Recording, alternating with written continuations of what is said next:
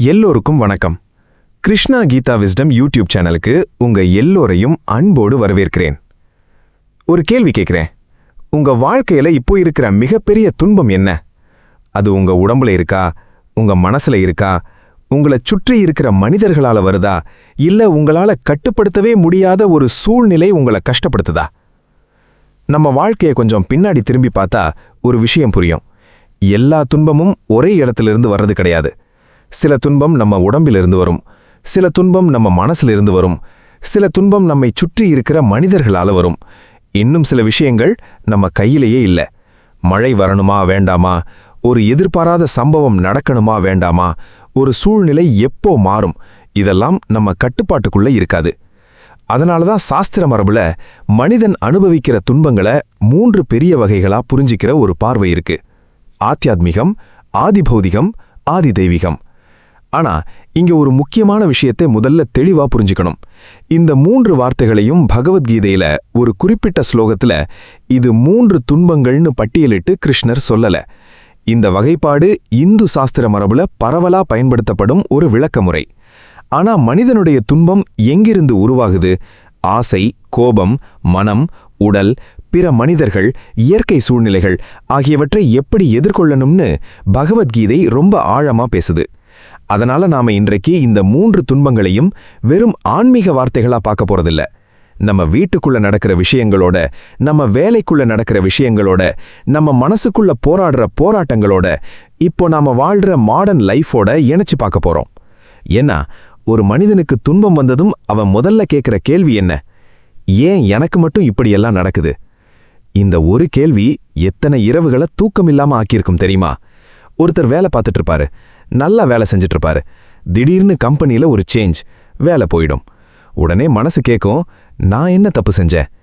ஒருத்தர் குடும்பத்துக்காக உயிரையே கொடுத்து உழைப்பாரு. ஆனா அவரோட குடும்பத்திலேயே அவரை யாரும் புரிஞ்சிக்க மாட்டாங்க. அப்ப அவர் மனசுக்குள்ள கேட்பாரு, நான் இவ்வளவு செய்தும் எனக்கு ஏன் இந்த நிலைமை? ஒருத்தர் உடம்ப கவனிச்சு வாழ்ந்தாலும் எதிர்பாராத ஒரு உடல்நல பிரச்சனை வரலாம். அப்ப மனசு உடனே பயப்பட ஆரம்பிக்கும். இன்னொருத்தர் யாரையும் கெடுக்காம நேர்மையா வாழ்ந்துட்டு இருப்பாரு. ஆனா அவரை சுற்றி இருக்கிற ஒருத்தர் துரோகம் பண்ணிடுவாரு. அப்ப அவர் கேட்பாரு, நான் நல்லவனா இருந்ததுக்கு இதுதானா கிடைச்சது? இன்னொருத்தர் எல்லாத்தையும் திட்டமிட்டு வாழ்ந்துட்டு இருப்பாரு. ஆனா ஒரே ஒரு இயற்கை சம்பவம், ஒரே ஒரு எதிர்பாராத சூழ்நிலை அவர் போட்டிருந்த எல்லா திட்டத்தையும் மாற்றிடும். இங்கதான் கிருஷ்ணருடைய பார்வை நமக்கு தேவைப்படுகிறது. கிருஷ்ணர் அர்ஜுனனுக்கு போதிக்கும்போது உன் வாழ்க்கையில ஒருபோதும் துன்பம் வராதுன்னு சொல்லவே இல்லை. அது ரொம்ப பெரிய உண்மை. கீதை நமக்கு துன்பம் இல்லாத வாழ்க்கையை ப்ராமிஸ் பண்ணல. அதற்கு பதிலா துன்பம் வந்தாலும் அதனால் உன் உள்ளம் முழுசா உடைந்து போகாத நிலையை எப்படி அடையலாம்னு கற்றுக் கொடுக்குது. இதுதான் கீதையின் ஆழம். நம்மில் பல பேரு சந்தோஷத்தை தேடுற விதமே துன்பத்துக்கு காரணமா மாறிடுது. எனக்கு இந்த வேலை கிடைச்சா சந்தோஷம், அவர் என்னை மதிச்சா சந்தோஷம், என் பிள்ளை நான் சொல்ற மாதிரி நடந்தா சந்தோஷம், எனக்கு இவ்வளவு பணம் இருந்தா சந்தோஷம், எல்லாரும் என்னை பற்றி நல்லதா பேசினா சந்தோஷம். இப்படி நம்ம சந்தோஷத்துக்கு கண்டிஷன்ஸ் போட்டு வைக்கிறோம். அந்த கண்டிஷன்ல ஒன்னு உடைஞ்சாலே நம்ம மனசும் உடைஞ்சிடுது. அதனாலதான் கீதையில கிருஷ்ணர் அர்ஜுனனிடம் சமநிலையான மனநிலையை பற்றி பேசுறார். வெற்றி வந்தாலும் தோல்வி வந்தாலும் லாபம் வந்தாலும் நஷ்டம் வந்தாலும் மனசை ஒரே இடத்துல நிலைநிறுத்திக் கொள்ளும் திறன் வேண்டும்னு சொல்றார். இதை கேட்கும்போது சில பேருக்கு ஒரு சந்தேகம் வரும். அப்படின்னா நமக்கு கஷ்டம் வந்தாலும் எதுவும் உணரக்கூடாதா? இல்ல, அதுதான் முக்கியம். கீதையின் சமநிலை அப்படிங்கிறது கல்லு மாதிரி உணர்ச்சியே இல்லாம இருப்பது கிடையாது. கண்ணீர் வரக்கூடாதுன்னு சொல்லல, வலி தெரியக்கூடாதுன்னு சொல்லல, யாராவது நம்மை காயப்படுத்தினாலும் சிரிக்கிக்கிட்டே இருக்கணும்னு சொல்லல. அதற்கு பதிலா வலி வந்தாலும் அந்த வலி உன்னை முழுசா ஆள விடாதேன்னு சொல்லுது. துன்பம் வந்தாலும் அந்த துன்பத்தையே உன்னுடைய அடையாளமா மாற்றிக்காதேன்னு சொல்லுது. இந்த வித்தியாசம் ரொம்ப பெரியது. உதாரணத்துக்கு, ஒரு மனிதருக்கு வேலையில ஒரு பெரிய பிரச்சனை வந்திருக்கு. பாஸ் அவரை திட்டிட்டாரு. வீட்டுக்கு வந்ததும் அந்த சம்பவம் மனசுக்குள்ள ஓடிக்கிட்டே இருக்கு. அவர் என்னை ஏன் அப்படி பேசினார்? நான் என்ன தப்பு பண்ணேன்? எல்லாருக்கும் முன்னாடி என்னை அவமானப்படுத்திட்டாரே. அந்த சம்பவம் ஆபீஸ்ல நடந்தது 10 நிமிஷம். ஆனா வீட்டுக்கு வந்த பிறகு அவர் அதை 10 மணி நேரம் மனசுக்குள்ள ரீப்ளை பண்ணிக்கிட்டே இருக்காரு. இங்க கவனிங்க, முதல் துன்பத்தை கொடுத்தது ஒரு சம்பவம், இரண்டாவது துன்பத்தை உருவாக்குறது நம்ம மனசு. இதுதான் நம்ம வாழ்க்கையில அடிக்கடி நடக்கிற விஷயம். ஒரு வார்த்தை யாரோ சொல்றாங்க, அது ஒரு நிமிஷத்துல முடிஞ்சிடுது. ஆனா நாம அந்த வார்த்தைய 100 தடவை நினைச்சுக்கிறோம். ஒரு மெசேஜுக்கு ரிப்ளை பண்ணல, அது ஒரு சாதாரண விஷயமா இருக்கலாம். ஆனா நாம உடனே 1000 கற்பனைகள் பண்ண ஆரம்பிக்கிறோம். அவருக்கு என் மேல கோவமா? நான் ஏதாவது தப்பா பேசிட்டேனா? என்ன அவாய்ட் பண்றாங்களா? அப்படியே மனசு ஒரு சின்ன விஷயத்த பெரிய துன்பமா மாத்திடும். கீதையில 6ஆம் அத்தியாயத்துல கிருஷ்ணர் மனதை பற்றி ரொம்ப அழகான கருத்து சொல்றார். கட்டுப்படுத்தப்பட்ட மனம் மனிதனுக்கு நண்பன், கட்டுப்படுத்தப்படாத மனம் அவனுக்கே எதிரியா மாறும் என்ற கருத்து அங்க வருகிறது. இதை கொஞ்சம் நம்ம வாழ்க்கையோட கனெக்ட் பண்ணி பாருங்க. வெளியில எதிரி இல்லாமலேயே ஒரு மனிதன் உள்ளுக்குள்ள போராடிக்கிட்டே இருக்க முடியும். யாரும் அவனை துரத்தல, யாரும் அவனை திட்டல, யாரும் அவனை காயப்படுத்தல. ஆனா அவன் மனசு மட்டும் அவனை விடவே மாட்டேங்குது. பழைய சம்பவம், பழைய அவமானம், பழைய தோல்வி, பழைய காதல், பழைய துரோகம், பழைய வருத்தம் எல்லாமே இரவு நேரத்துல வந்து கதவை தட்டும். நான் அப்போ அப்படி செய்திருக்க கூடாதே, அந்த நாள்ல நான் அந்த வார்த்தையை சொல்லாம இருந்திருக்கணுமே, அவர் என்னை ஏமாத்திட்டாரே, என் வாழ்க்கை மட்டும் ஏன் இப்படியா இருக்கு? இந்த மாதிரி எண்ணங்கள் திரும்ப திரும்ப ஓடும்போது வெளியுலகம் அமைதியாயிருந்தாலும் உள்ளுக்குள்ள புயல் வீசும். அதனால 3 வகை துன்பங்களை புரிஞ்சிக்கிறதுக்கு முன்னாடி ஒரு விஷயத்தை புரிஞ்சுக்கணும். துன்பம் எங்கிருந்து வருது என்பதை கண்டுபிடிப்பது முக்கியம். ஏன்னா காரணம் தெரியாம மருந்து சாப்பிட்டா நோய் சரியாகாது. அதே மாதிரி நம்ம துன்பத்துக்கு காரணம் என்னன்னு தெரியாம எல்லாத்துக்கும் ஏன் விதின்னு சொல்லிட்டா வாழ்க்கை மாறாது. சில துன்பங்களுக்கு உடலை கவனிக்கணும், சில துன்பங்களுக்கு மனதை கவனிக்கணும், சில உறவுகளோட எல்லைகளை புரிஞ்சுக்கணும், சில துன்பங்களுக்கு சூழ்நிலையை ஏற்றுக்கொள்ளும் ஞானம் தேவை. இதை புரிஞ்சுக்கிட்டா நம்ம வாழ்க்கைய பார்க்குற பார்வையே மாறிடும். நீங்க உங்களையே ஒரு கேள்வி கேளுங்க. எனக்கு இப்போ இருக்கிற பெரிய துன்பம் உண்மையிலேயே எங்கிருந்து வருது? உங்க உடம்பிலிருந்து வருதா? உங்க மனசிலிருந்து வருதா? ஒரு மனிதரிடமிருந்து வருதா? ஒரு சூழ்நிலையிலிருந்து வருதா? இல்ல இவை எல்லாம் சேர்ந்து உங்களை அழுத்துதா? கொஞ்சம் அமைதியா உட்கார்ந்து இந்த கேள்வியை நீங்க உங்களுக்குள்ள கேளுங்க. ஏன்னா துன்பத்தை வெல்லணும்னா முதல்ல துன்பத்தை சரியா அடையாளம் காணணும். அதுதான் முதல் படி. இப்போ இந்த 3 துன்பங்கள்லேயே முதல்ல நம்ம அதிகமா பாதிக்கிற ஒரு துன்பத்துக்குள்ள போகலாம். அது வெளியிலிருந்து வர்றதில்ல, யாரோ நமக்கு கொடுக்கறதும் இல்லை. பல நேரம் நம்மோட உடம்பும் நம்மோட மனசுமே நமக்கு வேதனையை உருவாக்கும். அதுதான் ஆத்தியாத்மிக துன்பம். உடம்பு வலி முதல் மனசு வலி வரைக்கும் ஆசை, பயம், கோபம், பொறாமை, குற்ற உணர்வு, அமைதி இல்லாமை. என் மனசு ஏன் என்னை இவ்வளவு சிரமப்படுத்துது? இந்த கேள்விக்கான பதில அடுத்த பகுதியில் ஆழமா பார்க்கலாம். அங்க ஒரு உண்மை உங்களை கொஞ்சம் அதிர வைக்கும். நம்ம அதிகமா காயப்படுத்துற எதிரி எப்போதும் வெளியில இருக்க வேண்டிய அவசியமே இல்லை. சில நேரம் அது நம்ம மனசுக்குள்ளேயே உட்கார்ந்திருக்கும். அதை எப்படி கண்டுபிடிக்கலாம்? அதை எப்படி மாற்றலாம்? அதுக்காக கிருஷ்ணர் அர்ஜுனனுக்கு என்ன வழி காட்டுறார்? அடுத்த பாட்டுல அதை பார்க்கலாம். துன்பம் எல்லாமே வெளியிலிருந்து வர்றது கிடையாது.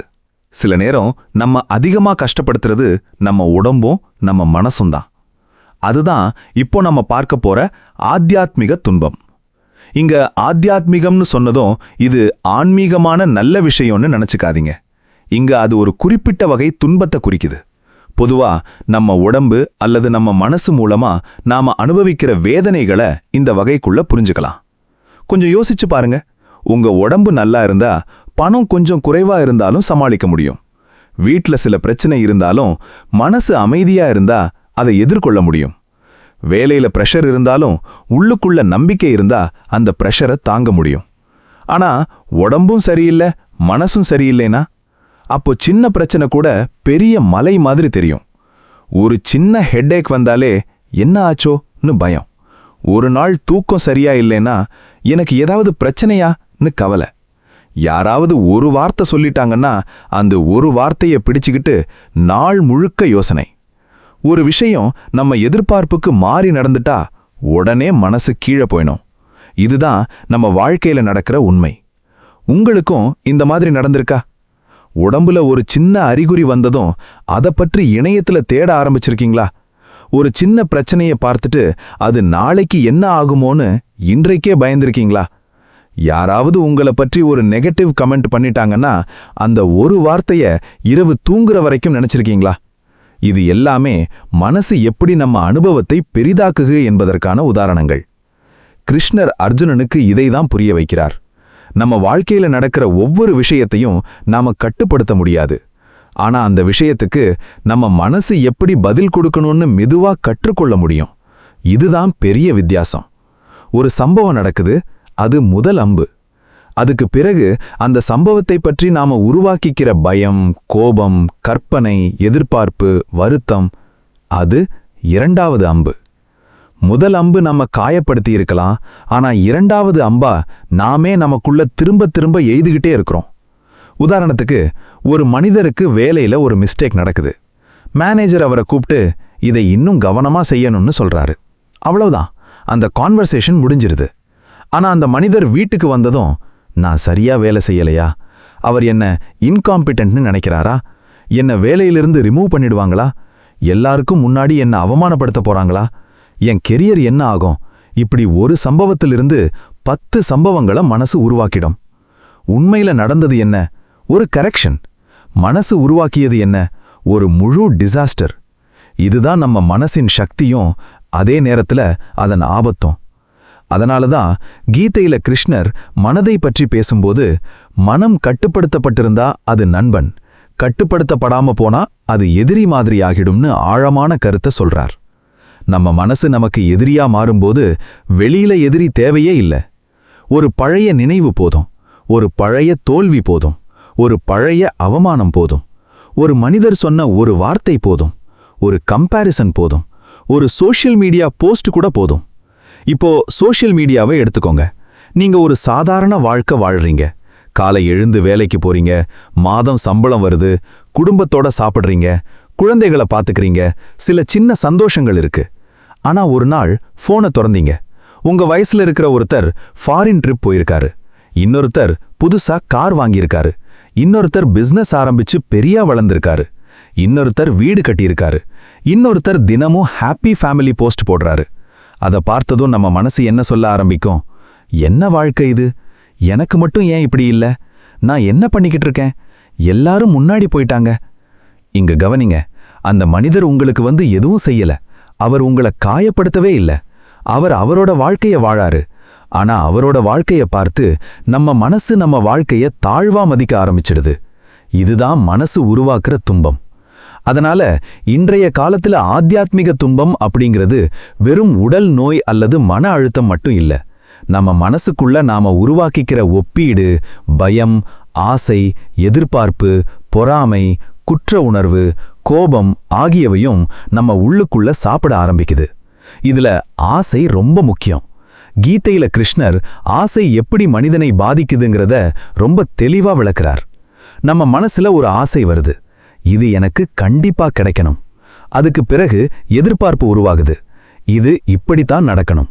அது நம்ம நினைச்ச மாதிரி நடக்கலைன்னா ஏமாற்றம், ஏமாற்றம் வந்ததும் கோபம், கோபம் வந்ததும் மனக்கசப்பு, மனக்கசப்பு வந்ததும் அமைதியின்மை, அமைதியின்மை வந்ததும் நம்ம முடிவுகள் பாதிக்கப்படும். இது ஒரு சங்கிலி. அதனால பிரச்சனை எங்க ஆரம்பிச்சது? பல நேரம் வெளியில இல்ல, இது இப்படித்தான் நடக்கணும்னு நம்ம மனசு போட்ட ஒரு கட்டுப்பாட்டுல ஆரம்பிச்சிருக்கோம். ஒரு அப்பா தன்னோட பையன் தன்னுடைய விருப்பப்படி படிக்கணும்னு நினைக்கிறாரு. நான் சொல்ற கோர்ஸ் தான் படிக்கணும். பையன் வேற விஷயம் விரும்புறான். அப்பாவுக்கு கோபம், பையனுக்கு எதிர்ப்பு, வீட்ல டென்ஷன். 2 பேரும் ஒருத்தரை ஒருத்தர் நேசிக்கிறாங்க. ஆனா எதிர்பார்ப்பு அந்த அன்புக்கு நடுவுல சுவர் கட்டிடுது. ஒரு கணவன் என் மனைவி நான் நினைக்கிற மாதிரி என்ன புரிஞ்சுக்கணும்னு நினைக்கிறாரு. ஒரு மனைவி என் கணவன் நான் சொல்லாமலே என்ன புரிஞ்சுக்கணும்னு நினைக்கிறாங்க. இருவரும் நல்லவர்கள் தான், ஆனா இருவருடைய எதிர்பார்ப்பும் அதிகமா இருந்தா அன்பு இருந்த இடத்திலேயே ஏமாற்றம் உருவாகும். அதே விஷயம் வேலை இடத்துல. நான் இவ்வளோ உழைக்கிறேன், எனக்கு ப்ரமோஷன் கண்டிப்பா வரணும். ப்ரமோஷன் வேற ஒருத்தருக்கு போயிடுது. அந்த நிமிஷம் வருத்தம் வருவது இயல்புதான். ஆனா அதுக்கு பிறகு மனசு சொல்ல ஆரம்பிக்கும், அவருக்கு என்னை விட என்ன இருக்கு, மேனேஜ்மெண்ட் என்ன மதிக்கவே மாட்டேங்குது, இனிமேல் நான் ஏன் வேலை செய்யணும், என் வாழ்க்கையே போச்சு. ஒரு ப்ரொமோஷன் கிடைக்காதது ஒரு பிரச்சனை. ஆனா அந்த ஒரு சம்பவத்திலிருந்து என் வாழ்க்கையே தோல்வின்னு முடிவு பண்ணிக்கிறது தான் பெரிய துன்பம். இங்கதான் கீதையின் ஞானம் நம்ம வாழ்க்கைக்குள்ள வருது. கிருஷ்ணர் நமக்கு ஆசையே இருக்கக்கூடாதுன்னு சொல்லல, உழைக்கக்கூடாதுன்னு சொல்லல, வெற்றி வேண்டாம்னு சொல்லல. அவர் சொல்றது என்ன? உன் கடமையை செய், ஆனா அதன் முடிவை மட்டும் பிடிச்சுக்கிட்டு உன் மன அமைதியை அடமானம் வைக்காதே. இந்த கருத்து இன்றைய வாழ்க்கைக்கு எவ்வளவு முக்கியம் தெரியுமா? எக்ஸாம் எழுதுற ஒரு மாணவன் இருக்கான், அவன் படிக்கணும், அவனால முடிஞ்ச அளவுக்கு உழைக்கணும். ஆனா ரிசல்ட் வருவதற்கு முன்னாடியே நான் ஃபெயில் ஆயிட்டா, ன்னு தினமும் பயந்துகிட்டே இருந்தா அவனுடைய படிப்பே பாதிக்கப்படும். ஒரு பிசினஸ் ஓனர் இருக்கார். அவர் பிளானிங் பண்ணணும், ரிஸ்க் அனலைஸ் பண்ணணும், முயற்சி பண்ணணும். ஆனா நான் கண்டிப்பா ப்ராஃபிட் எடுக்கணும்னு மனசை முழுசா அதோட கட்டி போட்டுட்டார்னா ஒரு லாஸ் வந்ததும் அவர் முழுசா உடைந்து போயிடலாம். அதனால கீதையின் கர்மயோக பார்வை ஒரு பிராக்டிக்கல் லைஃப் லெசன். முயற்சியில் முழுமை, முடிவில் சமநிலை. இதை கற்றுக்கிட்டா வாழ்க்கையில துன்பம் முழுசா மறைந்து போயிடாது. ஆனா துன்பம் நம்மை ஆளுற சக்தி குறையும். இது ரொம்ப பெரிய மாற்றம். இன்னொரு விஷயத்தை கவனிங்க. ஆத்தியாத்மிக துன்பத்துல உடல் துன்பத்தையும் நாம மறக்கக்கூடாது. உடம்பு நம்ம வாழ்க்கைக்கான கருவி. அதை புறக்கணிச்சிட்டு நான் ஆன்மீகமா இருக்கேன்னு சொல்ல முடியாது. தூக்கம் சரியில்லை, சாப்பாடு சரியில்லை, உடற்பயிற்சி இல்லை, எப்பவும் ஸ்ட்ரெஸ், எப்பவும் ஃபோன், எப்பவும் வேலை, எப்பவும் டென்ஷன். அதுக்கப்புறம் மனசு அமைதியா இருக்கணும்னு எதிர்பார்க்கிறோம். அது எப்படி சாத்தியம்? உடம்புக்கும் மனசுக்கும் தொடர்பு இருக்கு. ஒரு நாள் முழுக்க வேலை பார்த்து சரியா சாப்பிடாம தூங்காம ஃபோன் ஸ்க்ரீன் பார்த்துக்கிட்டே இருந்தா மனசும் சோர்ந்து போகும்.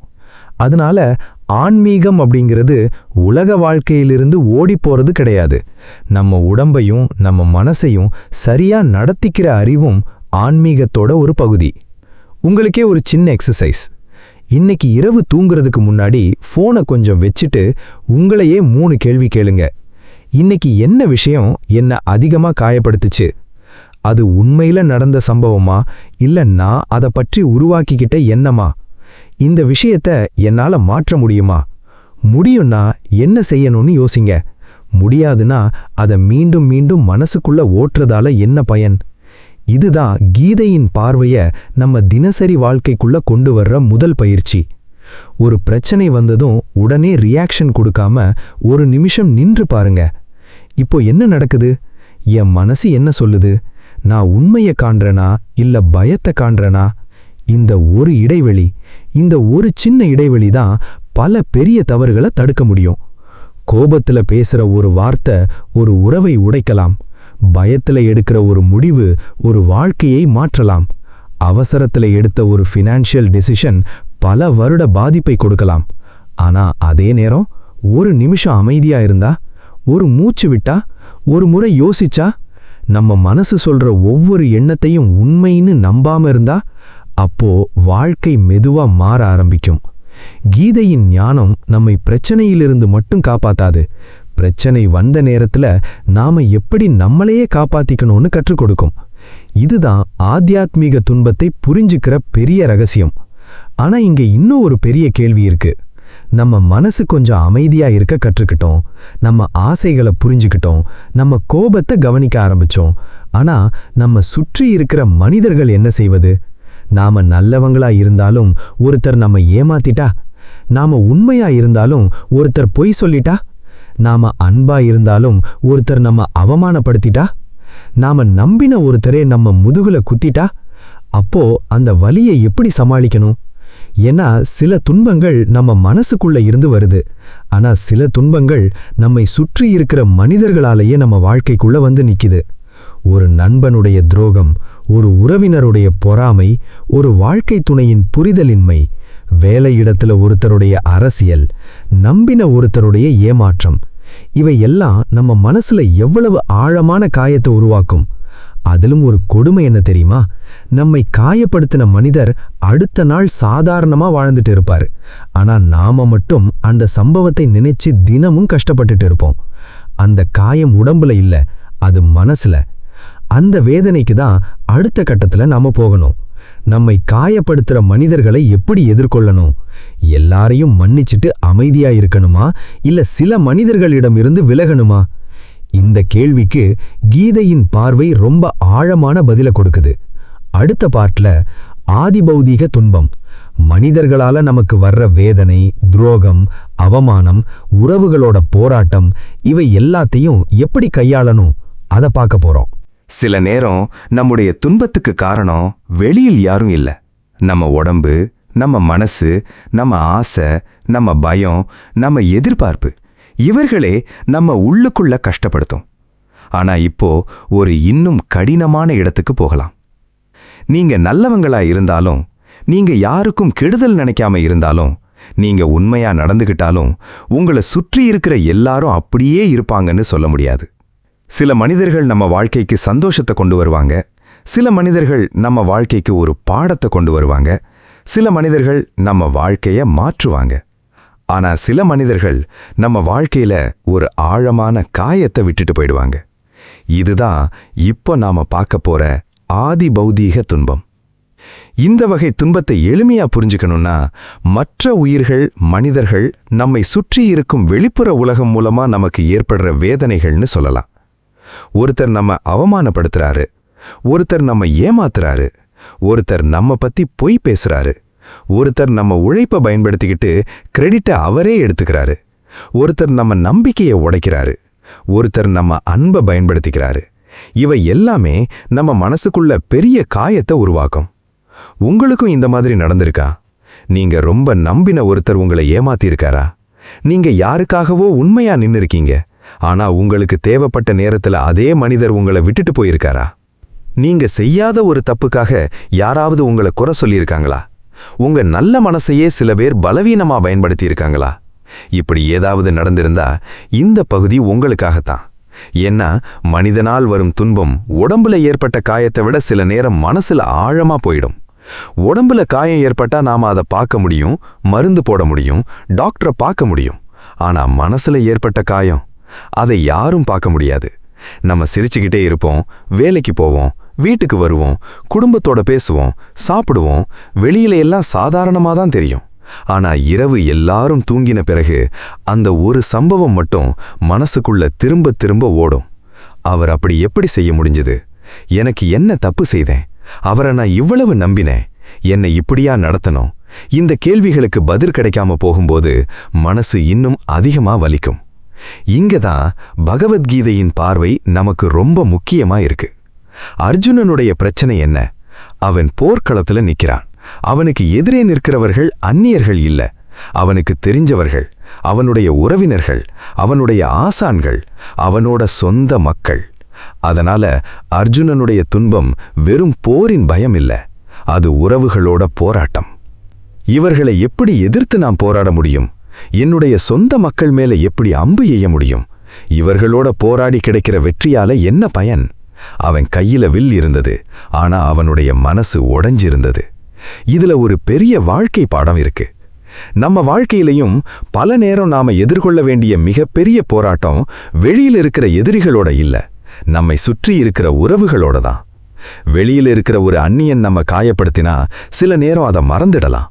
ஆனா நம்மை நேசிக்கணும், புரிஞ்சுக்கணும், நம்மோட நிக்கணும்னு நாம எதிர்பார்த்த ஒருத்தர் காயப்படுத்தினா அந்த வலி வேற மாதிரி இருக்கும். ஏன்னா அங்க காயம் மட்டும் இல்ல, அதோட சேர்ந்து ஒரு எதிர்பார்ப்பும் உடைஞ்சிருக்கும். இதுதான் முக்கியம். பல உறவுகளோட துன்பத்துக்கு காரணம் அந்த மனிதர் மட்டும் இல்ல, அந்த மனிதர் மேல நாம வைத்திருந்த எதிர்பார்ப்போம். ஒரு அப்பா தன்னோட பிள்ளை தன்னை புரிஞ்சுக்கணும்னு எதிர்பார்ப்பார். ஒரு பிள்ளை தன்னோட அப்பா எப்போதும் தன்னை ஆதரிக்கணும்னு எதிர்பார்க்கும். ஒரு கணவன் தன்னோட மனைவி தன்னை எல்லா நேரமும் புரிஞ்சுக்கணும்னு நினைப்பார். ஒரு மனைவி தன்னோட கணவன் தன்னுடைய உணர்ச்சிகளை சொல்லாமலேயே புரிஞ்சுக்கணும்னு எதிர்பார்ப்பார். ஒரு நண்பன் நான் உனக்காக இருக்கிறேன், நீயும் எனக்காக இருப்பேன்னு எதிர்பார்ப்பான்.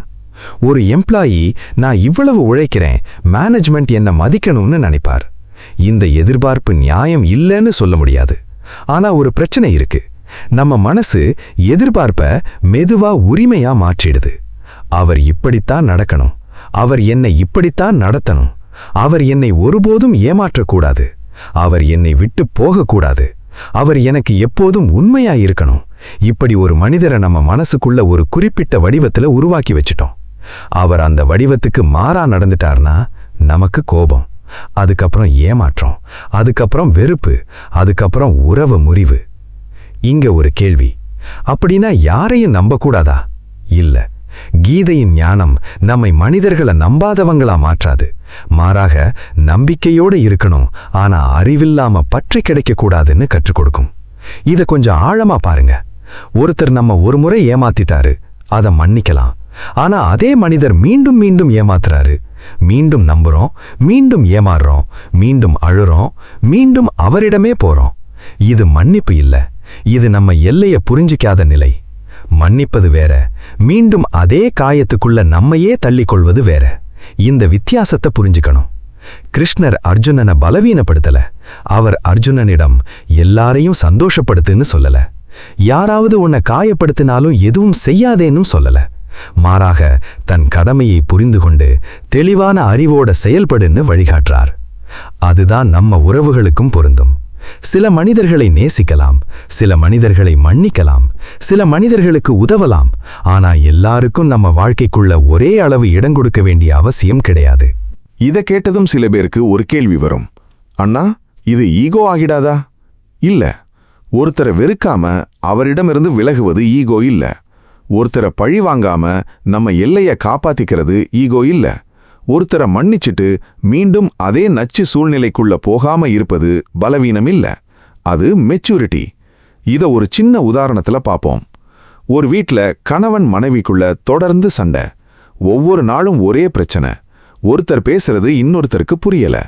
பழைய விஷயங்கள் எல்லாம் மீண்டும் மீண்டும் வெளியில் வருது. ஒரு நாள் சண்டை, அடுத்த நாள் அமைதி, மூன்றாவது நாள் மீண்டும் சண்டை. இருவருக்கும் ஒருத்தர் விட்டு போக முடியல. அதே நேரத்துல சந்தோஷமாவும் வாழ முடியல. ஏன்? அன்பு இல்லாததாலா? அவசியமில்ல. சில நேரம் அன்பு இருக்கும், ஆனா அன்பை நடத்துற அறிவு இருக்காது. அதனால உறவு துன்பமா மாறிடும். அதே மாதிரி நண்பர்கள். ஒருத்தர் எப்போதும் நம்மிடம் உதவி கேட்பார். நாம உதவி செய்வோம். நமக்கு தேவைப்பட்ட நேரத்துல அவர் காணாம போயிடுவார். மீண்டும் அவருக்கு பிரச்சனை வந்ததும் நம்மை தேடி வருவார். நாம மீண்டும் உதவி செய்வோம். இது ஒரு முறை நடந்தா பரவாயில்ல. ஆனா வருடக்கணக்கா இதே பேட்டர்ன் நடந்துகிட்டே இருந்தா, அப்போ நாம ஒரு கேள்வி கேட்கணும். நான் நல்லவனா இருக்கிறேனா, இல்ல என்ன நானே மதிக்காம இருக்கிறேனா? நல்ல மனசு இருக்கணும், ஆனா செல்ஃப் ரெஸ்பெக்டும் இருக்கணும். கருணை இருக்கணும், ஆனா டிசர்ன்மெண்ட்டும் இருக்கணும். மன்னிப்பு இருக்கணும், ஆனா எல்லையும் இருக்கணும். இதுதான் ஆன்மீக முதிர்ச்சி. இப்போ இன்னொரு பெரிய விஷயத்துக்கு வரலாம். நம்ம காயப்படுத்தினவங்க பற்றி நாம என்ன பண்றோம்? அவர்கள பற்றி மற்றவர்களிடம் பேசுறோம். அவர்களுடைய தவறுகளை மீண்டும் மீண்டும் நினைச்சுக்கிறோம். அவர்களுடைய சோஷியல் மீடியா ப்ரொஃபைலை பார்க்கிறோம். அவர்கள் இப்போ என்ன செய்றாங்கன்னு தெரிஞ்சுக்க முயற்சி செய்றோம். அவர்கள் சந்தோஷமா இருந்தா கோபம், அவர்கள் கஷ்டப்பட்டா உள்ளுக்குள்ள ஒரு சின்ன சந்தோஷம். இது எல்லாம் என்ன அர்த்தம்?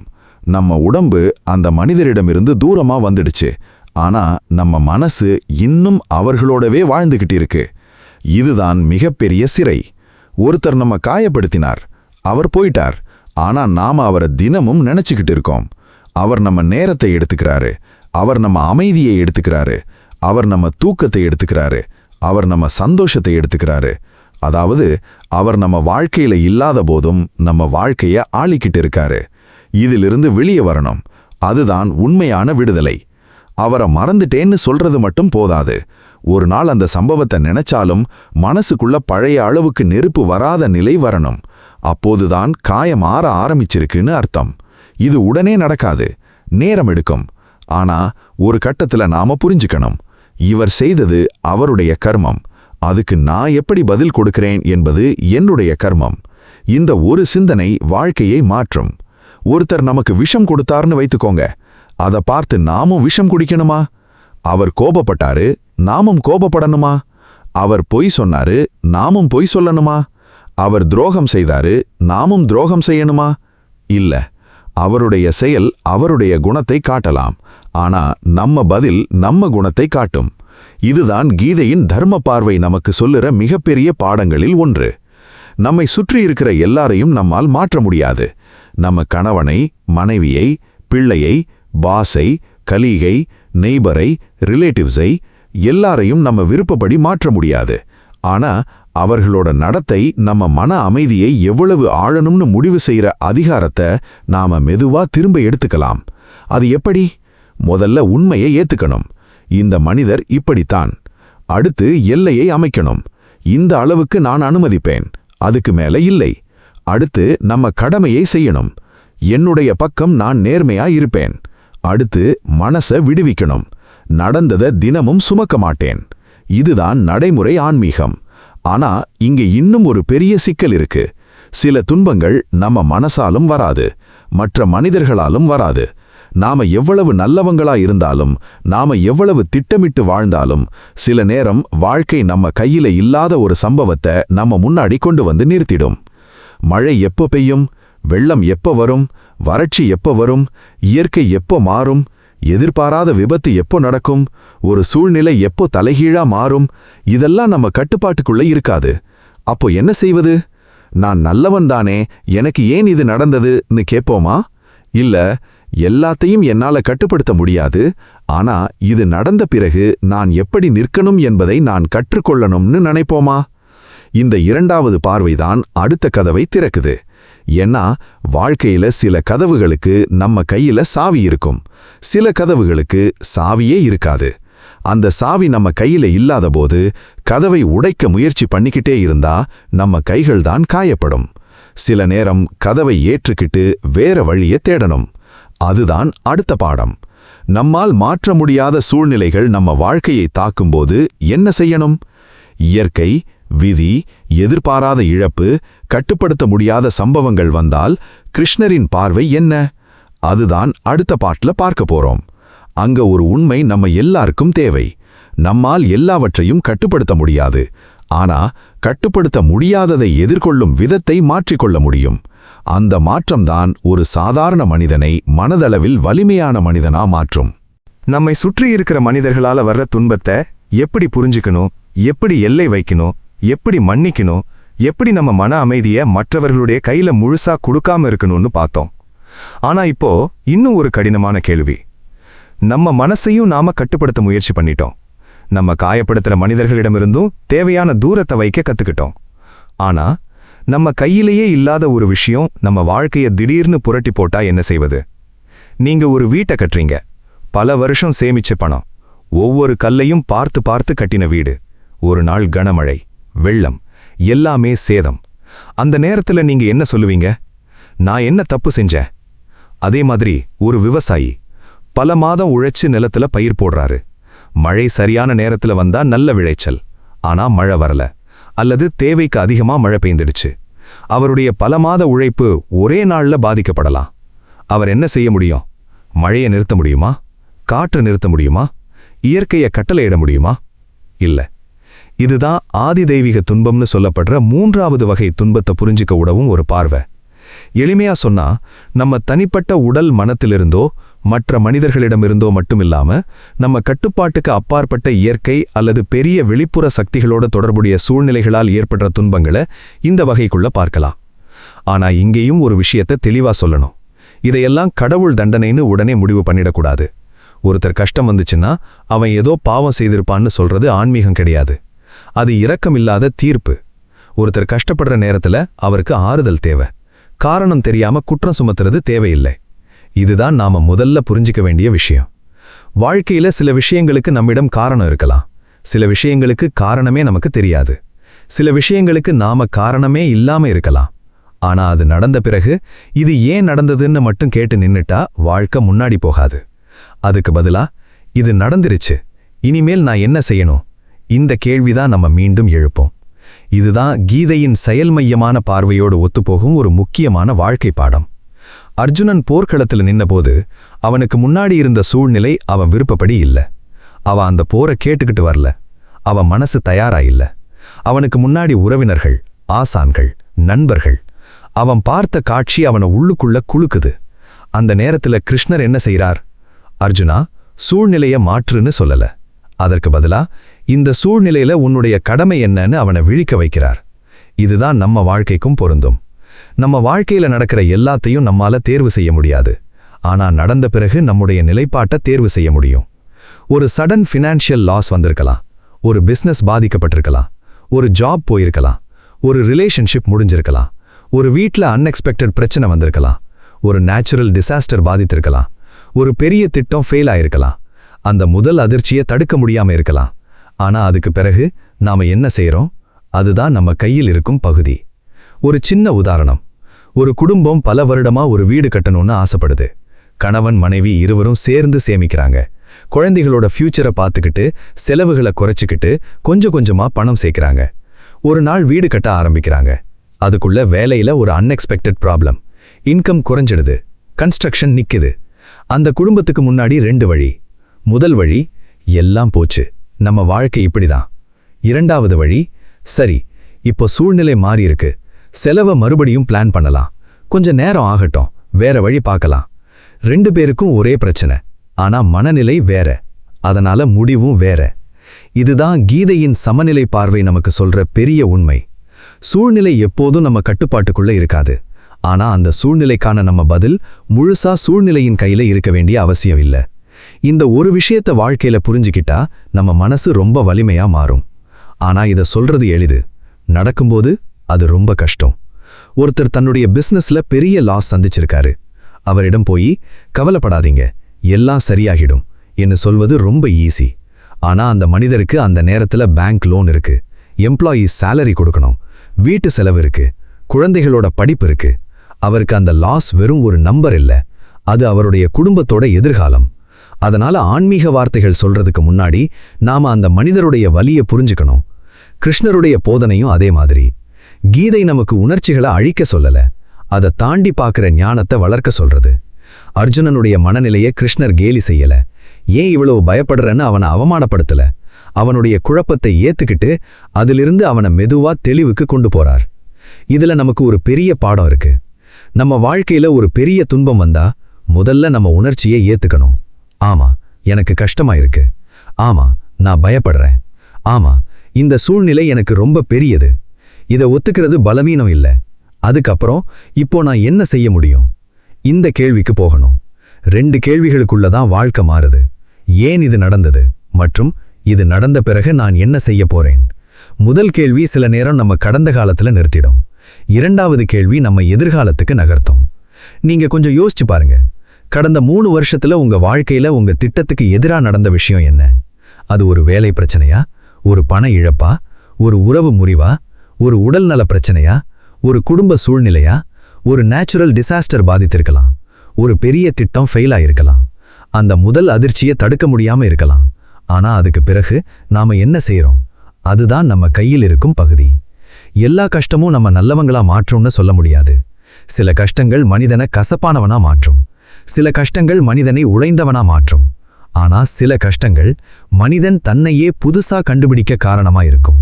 ஒரு குழந்தை நடக்க கத்துக்கும் போது எத்தனை தடவை விழும், விழுந்ததும் அது நான் இனிமேல் நடக்கவே மாட்டேன்னு முடிவு பண்ணாது.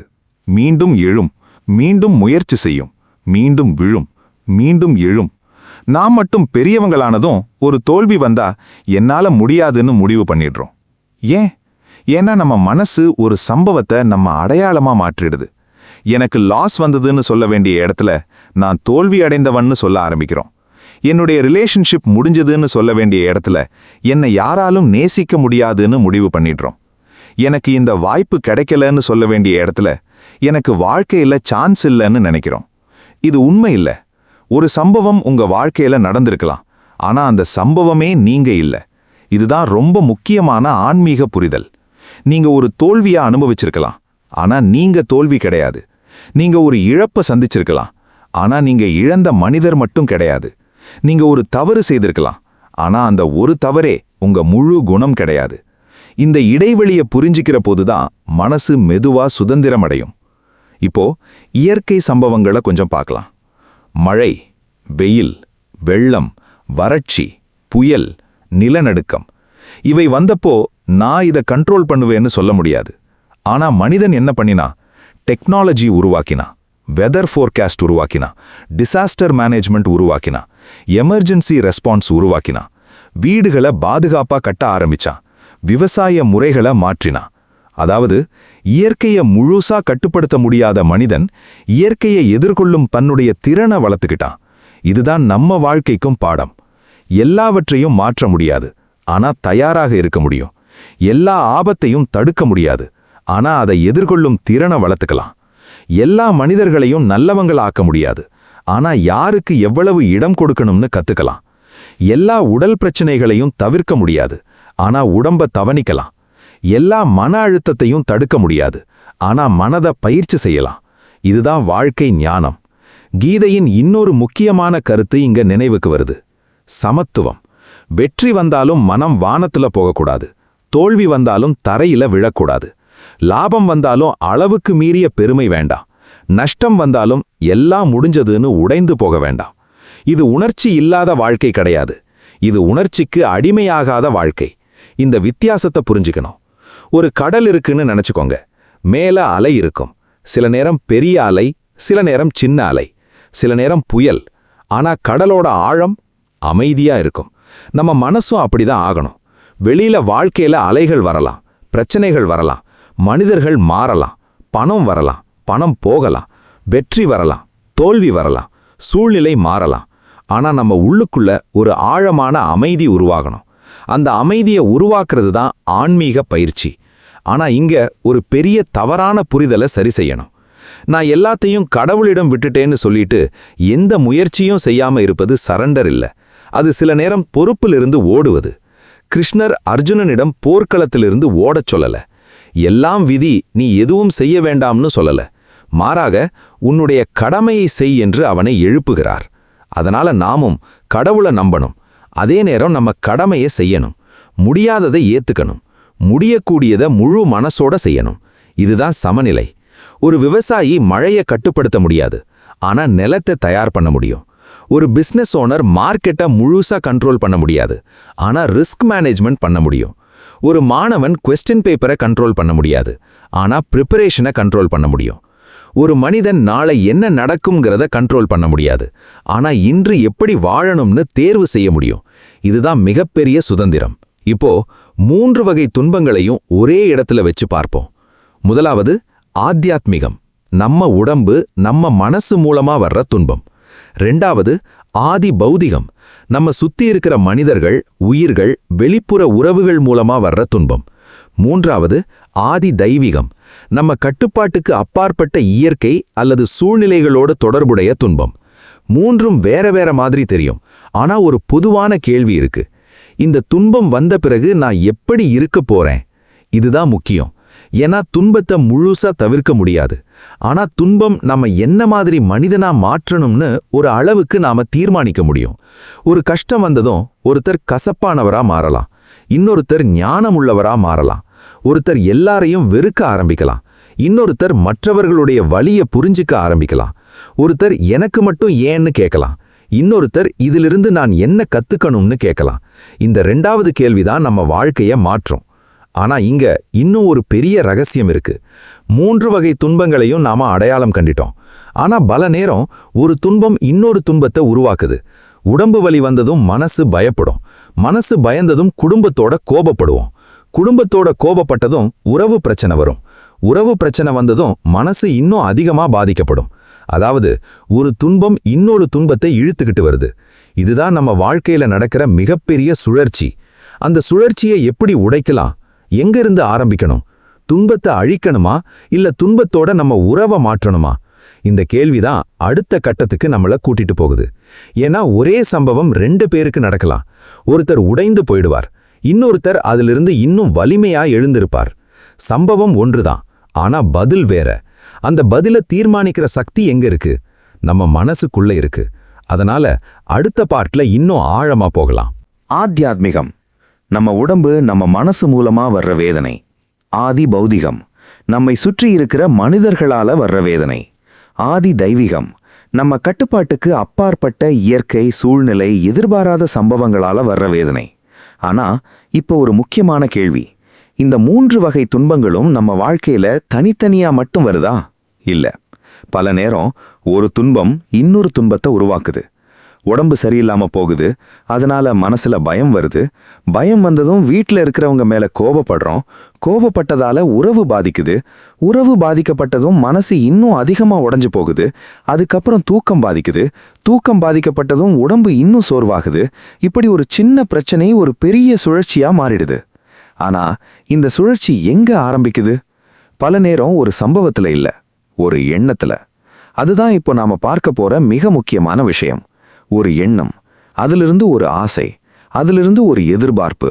அந்த எதிர்பார்ப்பு நிறைவேறலனா ஏமாற்றம், ஏமாற்றத்திலிருந்து கோபம், கோபத்திலிருந்து குழப்பம், குழப்பத்திலிருந்து தவறான முடிவு, அந்த முடிவிலிருந்து இன்னொரு பிரச்சனை. இது ஒரு சங்கிலி. இந்த சங்கிலியை பற்றி பகவத்கீதையில கிருஷ்ணர் ரொம்ப ஆழமா விளக்குறார். கீதையின் 2வது அத்தியாயத்துல ஒரு மனிதனுடைய மனசு ஒரு பொருளை மீண்டும் மீண்டும் நினைக்கும்போது அதுல பற்றுதல் உருவாகுது, பற்றுதலிலிருந்து ஆசை உருவாகுது, ஆசை நிறைவேறாத போது கோபம் உருவாகுது, கோபத்திலிருந்து குழப்பம், நினைவின் தடுமாற்றம், புத்தியின் அழிவு என்று ஒரு வீழ்ச்சி பாதையை கிருஷ்ணர் விளக்குறார்.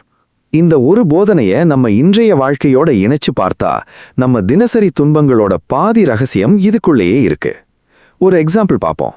நீங்க ஃபோன் எடுத்துக்கிறீங்க, ஒரு சோஷியல் மீடியா போஸ்ட் பார்க்குறீங்க, ஒருத்தர் புதுசா ஒரு கார் வாங்கியிருக்காரு. முதல் எண்ணம், அவருக்கு கார் வந்துடுச்சா? அடுத்த எண்ணம், எனக்கும் ஒரு கார் வாங்கணும். அடுத்தது, எனக்கு எப்போ வரும்?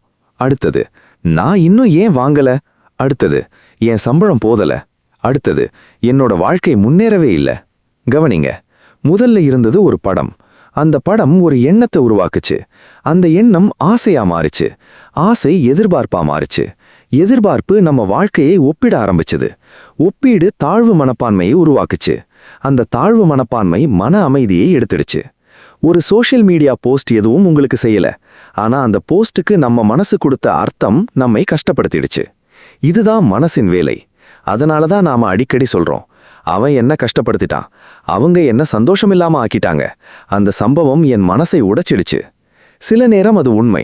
ஆனா இன்னொரு பாதி உண்மை என்னன்னா, அந்த சம்பவத்துக்கு நம்ம மனசு கொடுத்த அர்த்தமும் நம்ம துன்பத்துல ஒரு பங்கு வகிக்குது. இதை கேட்டதும் சில பேருக்கு கோபம் வரலாம். அப்படின்னா யாராவது என்னை ஏமாத்தினாலும் அது என் மனசு காரணமா? இல்ல. யாராவது ஏமாத்தினா அது அவருடைய செயல். அந்த செயல் தவறு என்றால் தவறுதான். அதை நியாயப்படுத்த வேண்டிய அவசியம் இல்லை. ஆனா அந்த ஏமாற்றத்தை அடுத்த 10 வருஷம் நம்ம மனசுக்குள்ள சுமந்துக்கிட்டு போகணுமா? அதுதான் நம்ம கையில இருக்கிற கேள்வி. ஒருத்தர் நம்ம வாழ்க்கையில ஒரு தவறு செய்திருக்கலாம். அவருடைய தவறை நாம கட்டுப்படுத்த முடியாது. ஆனா அந்த தவறை நம்ம வாழ்க்கையின் ஒவ்வொரு நாளுக்கும் மீண்டும் மீண்டும் அழைத்து வரணுமா? அது நம்ம கையில இருக்கு. இதுதான் கீதையின் மனக்கட்டுப்பாட்டு ஞானம். இதை இன்னும் ஆழமா புரிஞ்சிக்க ஒரு குடும்ப உதாரணம் பார்ப்போம். ஒரு அம்மா தன்னோட பையனிடம், நீ நல்லா படிக்கணும், உனக்காக தான் நான் இவ்வளவு கஷ்டப்படுறேன்னு சொல்றாங்க. அம்மாவுக்கு அது அன்பு. ஆனா பையனுக்கு அது பிரஷரா தெரியலாம். பையன் ஒரு எக்ஸாம்ல குறைவான மார்க் எடுக்கிறான். அம்மா கோபப்படுறாங்க, நான் உனக்காக இவ்வளவு செய்றேனே. பையன் மனசுக்குள்ள, நான் எவ்வளவு படிச்சாலும் அம்மாவுக்கு நான் போதவே மாட்டேன். அடுத்த எக்ஸாம் வரும்போது அவனுக்கு பயம். மீண்டும் மார்க் குறைஞ்சா என்ன ஆகும்? அந்த பயத்தால கான்சென்ட்ரேஷன் குறையும். மீண்டும் மார்க் குறையும். அம்மா மீண்டும் கோபப்படுவாங்க. இப்போ ஒரு சின்ன எக்ஸாம் ரிசல்ட் எப்படி ஒரு பெரிய மன அழுத்த சுழற்சியா மாறிச்சு பாருங்க. ப்ராப்ளம் மார்க்ல மட்டும் இல்ல, அதோட சேர்ந்து வந்த எண்ணங்கள்ல இருக்கு. நான் போதுமானவன் இல்ல, என்னால முடியாது, எல்லாரும் என்னை ஏமாற்றமா பார்க்கறாங்க. இந்த எண்ணங்கள் தொடர்ந்து போனால் ஒரு குழந்தை தன்னுடைய திறமையே மறந்துடும். அதனால ஒரு மனிதனை உடைக்கிற பெரிய ஆயுதம் எப்போதும் வெளியிலிருந்து வராது. சில நேரம் அவன் தன்னை பற்றி அவன் நம்ப ஆரம்பிக்கிற தவறான எண்ணம் தான் ரொம்ப ஆபத்தானது. நீங்க ஒரு தோல்வியை சந்திச்சீங்க, அது ஒரு சம்பவம். ஆனா அதுக்கப்புறம் நான் தோல்வியடைந்தவன், இது ஒரு அடையாளம். ரெண்டுக்கும் வித்தியாசம் இருக்கு. என்னால ஒரு வேலை முடியலன்னு சொல்வது ஒரு உண்மை. என்னால எதுவுமே முடியாதுன்னு சொல்வது ஒரு தீர்ப்பு. அந்த தீர்ப்பை நாமே நமக்கு கொடுக்கிறோம். அதனால உங்களையே கொஞ்சம் கவனிச்சு பாருங்க. நீங்க உங்களிடம் பேசுற வார்த்தைகள் எப்படி இருக்கு? என்னால முடியாது, என் வாழ்க்கை போச்சு, எனக்கு மட்டும் ஏன் இப்படி, எல்லாரும் என்னை விட்டுட்டாங்க, நான் யாருக்கும் தேவையில்லை, என்னால எதையும் சரியா செய்ய முடியாது. இந்த வார்த்தைகள் தினமும் மனசுக்குள்ள ஓடினா வெளியிலிருந்து யாரும் நம்மை காயப்படுத்த தேவையில்லை. நம்ம மனசே நம்மை தினமும் அடிச்சுக்கிட்டே இருக்கும். அதனாலதான் கீதையின் பார்வையில் மனதை பயிற்சி செய்வது ஏன் முக்கியம்னு இப்ப புரியும். மனம் அப்படியே விட்டா அது எங்க வேண்டுமானாலும் போகும். ஒரு எண்ணத்திலிருந்து இன்னொரு எண்ணத்துக்கு, ஒரு நினைவிலிருந்து இன்னொரு நினைவுக்கு, ஒரு பயத்திலிருந்து இன்னொரு பயத்துக்கு, ஒரு ஆசையிலிருந்து இன்னொரு ஆசைக்கு, ஒரு கம்பேரிசன்லிருந்து இன்னொரு கம்பேரிசனுக்கு. இதுதான் இப்போ நம்ம காலத்துல அதிகமா நடக்குது. காலை எழுந்ததும் ஃபோன், படுக்க போறதுக்கு முன்னாடியும் ஃபோன், சாப்பிடும்போதும் ஃபோன், வேலை நடுவுல ஃபோன், சின்ன கேப் கிடைச்சாலும் ஃபோன். அந்த ஃபோன் என்ன செய்யறது? தகவல் மட்டும் தரல, நம்ம மனசுக்குள்ள 1000 ஆசைகளையும் ஒப்பீடுகளையும் பயங்களையும் செய்திகளையும் கருத்துக்களையும் கொண்டு வந்து போடுது. ஒரு நாள்ல நம்ம மனசு எத்தனை விஷயங்களை ப்ராசஸ் பண்ணுதுன்னு யோசிச்சு பாருங்க. ஒருத்தருடைய சக்சஸ், இன்னொருத்தருடைய ஃபெயிலியர், ஒரு நியூஸ், ஒரு ஆக்சிடென்ட், ஒரு செலிபிரிட்டி, ஒரு பொலிட்டிக்கல் ஆர்குமெண்ட், ஒரு அட்வர்டைஸ்மெண்ட், ஒரு ப்ராடக்ட், ஒரு ஆஃபர், ஒரு லோன், ஒரு ரிலேஷன்ஷிப் அட்வைஸ், ஒரு மோட்டிவேஷனல் வீடியோ, ஒரு நெகட்டிவ் கமெண்ட் எல்லாமே நம்ம மனசுக்குள்ள வந்து போகுது. அதுக்கப்புறம் நாம கேட்குறோம், என் மனசு ஏன் அமைதியா இல்ல? அமைதியா இருக்க எப்படி முடியும்? நம்ம மனசுக்கு ஓய்வே கொடுக்கலையே. அதனால ஆன்மீகம் அப்படிங்கிறது கோயிலுக்கு போறது மட்டும் இல்ல. ஒரு நாள்ல கொஞ்ச நேரம் நம்ம மனசு எதை பிடிச்சுக்கிட்டு ஓடுதுன்னு கவனிக்கிறதும் ஆன்மீக பயிற்சி தான். ஒரு நாள் உங்களால முடிஞ்சா போனை கொஞ்ச நேரம் வச்சுட்டு அமைதியா உட்காருங்க. எதையும் மாற்ற முயற்சி செய்யாதீங்க. எண்ணங்களை நிறுத்த முயற்சி செய்யாதீங்க. வெறுமனே கவனிங்க. இப்போ என் மனசுல என்ன ஓடுது? பணம், குடும்பம், வேலை, ஒருத்தர் சொன்ன வார்த்தை, நாளைக்கான பயம், பழைய சம்பவம், ஒரு ஆசை. அதை கவனிக்க ஆரம்பிச்சாலே ஒரு பெரிய மாற்றம் வரும். ஏன்னா இதுவரைக்கும் நாம மனசுக்குள்ள ஓடிக்கிட்டு இருந்த எண்ணங்களோட சேர்ந்து ஓடிக்கிட்டு இருந்தோம். இப்போ நாம கொஞ்சம் தூரத்துல நின்னு அதை பார்க்க ஆரம்பிக்கிறோம். அந்த இடைவெளி தான் விழிப்புணர்வு. அந்த விழிப்புணர்வு வந்ததும் ஒரு முக்கியமான கேள்வி கேட்க முடியும். இந்த எண்ணம் உண்மையா? எல்லா எண்ணமும் உண்மை கிடையாது. மனசு சொல்லுறதெல்லாம் உண்மைன்னு நம்பக்கூடாது. அவர் என்ன வெறுக்கிறார், இது உண்மையா? எனக்கு இந்த வாய்ப்பு கிடைக்காது, உண்மையா? என் வாழ்க்கை முழுசும் இப்படித்தான் இருக்கும், யார் சொன்னது? நான் ஒருபோதும் வெற்றி பெற முடியாது, அது உண்மையா? பல நேரம் அது ஒரு பயத்தின் குரல். ஆனா நாம அதை உண்மையா நம்பிடுறோம். அதனால துன்பம் அதிகமாகுது. கீதையின் 2வது அத்தியாயத்துல கிருஷ்ணர் மனம் எப்படி ஆசையிலிருந்து கோபத்துக்கும், கோபத்திலிருந்து குழப்பத்துக்கும் செல்கிறது என்பதை சொல்றது இன்றைக்கு நம்ம வாழ்க்கைக்கும் அப்படியே பொருந்தது. ஒரு மனிதர் நம்ம மதிக்கணும்னு ஆசை, அவர் நம்ம மதிக்கல, ஆசை நிறைவேறல, ஏமாற்றம், அதிலிருந்து கோபம். அவருக்கு நான் காட்டுறேன். அந்த கோபத்துல ஒரு வார்த்தை பேசுறோம், உறவு பாதிக்குது. அவர் பதிலுக்கு இன்னொரு வார்த்தை சொல்றார், நாம இன்னும் கோபப்படுறோம். இப்போ ஆரம்பத்துல இருந்தது என்ன? அவர் என்ன மதிக்கணும்னு ஒரு ஆசை. அந்த ஆசை நம்ம மன அமைதியை எடுத்துடுச்சு. இதுதான் ஆசையின் மறைமுக சக்தி. ஆசை இருந்தா தவறில்ல, ஆனா ஆசை நம்மை ஆழ ஆரம்பிச்சா பிரச்சனை. ஒரு தந்தைக்கு தன்னோட குழந்தை நல்லா படிக்கணும்னு ஆசை இருக்கலாம், அது நல்ல ஆசை. ஆனா நான் சொன்னதைத்தான் படிக்கணும், இல்லைன்னா நீ என் பிள்ளையே இல்லைன்னு போனால் அது அன்பை கட்டுப்பாடாக மாற்றிடும். ஒரு கணவனுக்கு மனைவி தன்னை நேசிக்கணும்னு ஆசை இருக்கலாம், ஒரு மனைவிக்கு கணவன் தன்னை மதிக்கணும்னு ஆசை இருக்கலாம், அது இயல்பானது. ஆனா நீ என்னை இப்படித்தான் நடத்தணும், இல்லைன்னா உன்னை நான் மன்னிக்கவே மாட்டேன்னு போனால் அது உறவை சுவாசிக்க விடாது. அதனால ஆசையை அழிக்க வேண்டியதில்லை, ஆசைக்கு அடிமையாகாம இருக்க கற்றுக்கொள்ளணும். இதுதான் முக்கியம். நம்ம கையில ஒரு ஃபோன் இருக்கு, அது நமக்கு பயன்படும். ஆனா ஃபோன் நம்மை கண்ட்ரோல் பண்ண ஆரம்பிச்சா அது கருவி இல்ல, அது எஜமானன். அதே மாதிரி பணம் நமக்கு தேவை. ஆனா பணம் நம்ம வாழ்க்கையை முழுசா ஆள ஆரம்பிச்சா அது கருவி இல்ல, அது நம்ம எஜமானன். அதே மாதிரி உறவு, அந்த தேவை. ஆனா ஒரு மனிதர் இல்லாம நான் வாழவே முடியாதுன்னு மனசு முடிவு பண்ணிட்டா அங்க அன்பு பற்றுதலா மாறிடும். அதனால கீதையின் பற்றின்மை என்ற கருத்தை சரியா புரிஞ்சுக்கணும். பற்றின்மை அப்படிங்கிறது அன்பே இல்லாம இருப்பது கிடையாது, அது பொறுப்பில்லாம இருப்பதும் கிடையாது, அது மனிதர்களை விட்டு ஊடுவதும் கிடையாது. அன்பு இருக்கட்டும், கடமை இருக்கட்டும், முயற்சி இருக்கட்டும். ஆனா இது இல்லைன்னா நான் முடிஞ்சிடுவேன்னு உன் உயிரையும் மன அமைதியையும் ஒரு விஷயத்தோட கட்டி போடாத. இதுதான் பற்றின்மையின் ஆழமான அர்த்தம். நீங்க ஒருத்தரை நேசிக்கலாம், ஆனா அவருடைய ஒவ்வொரு செயலையும் கண்ட்ரோல் பண்ண முடியாது. நீங்க உங்க குழந்தையை வளர்க்கலாம், ஆனா அவனுடைய ஒவ்வொரு முடிவையும் கண்ட்ரோல் பண்ண முடியாது. நீங்க உங்க வேலையை சிறப்பா செய்யலாம், ஆனா மற்றவர்கள் உங்களை எப்படி மதிப்பாங்கன்னு கண்ட்ரோல் பண்ண முடியாது. நீங்க பிசினஸ் நடத்தலாம், ஆனா மார்க்கெட்டை கண்ட்ரோல் பண்ண முடியாது. நீங்க உடம்பை கவனிக்கலாம், ஆனா வாழ்க்கையில நடக்கிற ஒவ்வொரு விஷயத்தையும் கண்ட்ரோல் பண்ண முடியாது. அதனால நம்ம வாழ்க்கையில 2 வட்டங்கள் இருக்குன்னு நினைச்சுக்கோங்க. ஒரு வட்டம் நம்ம கட்டுப்பாட்டுக்குள்ள இருக்கிற விஷயங்கள், மற்றொரு வட்டம் நம்ம கட்டுப்பாட்டுக்கு வெளியில இருக்கிற விஷயங்கள். நம்ம சக்தியை முதல் வட்டத்துல செலவு பண்ணணும். ஆனா நம்மில் பல பேர் என்ன செய்றோம்? ஒரு சின்ன எண்ணம் எப்படி ஆசையா மாறுது, ஆசை எப்படி எதிர்பார்ப்பா மாறுது, எதிர்பார்ப்பு நிறைவேறாதப்போ ஏமாற்றம் வருது, ஏமாற்றத்திலிருந்து கோபம் வருது, அந்த கோபம் எப்படி நம்ம வாழ்க்கையையே இன்னொரு பிரச்சனைக்குள்ள தள்ளுது என்பதை பார்த்தோம். அதுக்கப்புறம் ஒரு கேள்வி வந்தது. சரி, என்னால முடிஞ்சதை நான் செய்றேன், என்னால மாற்ற முடியாததை ஏற்றுக்கிறேன்.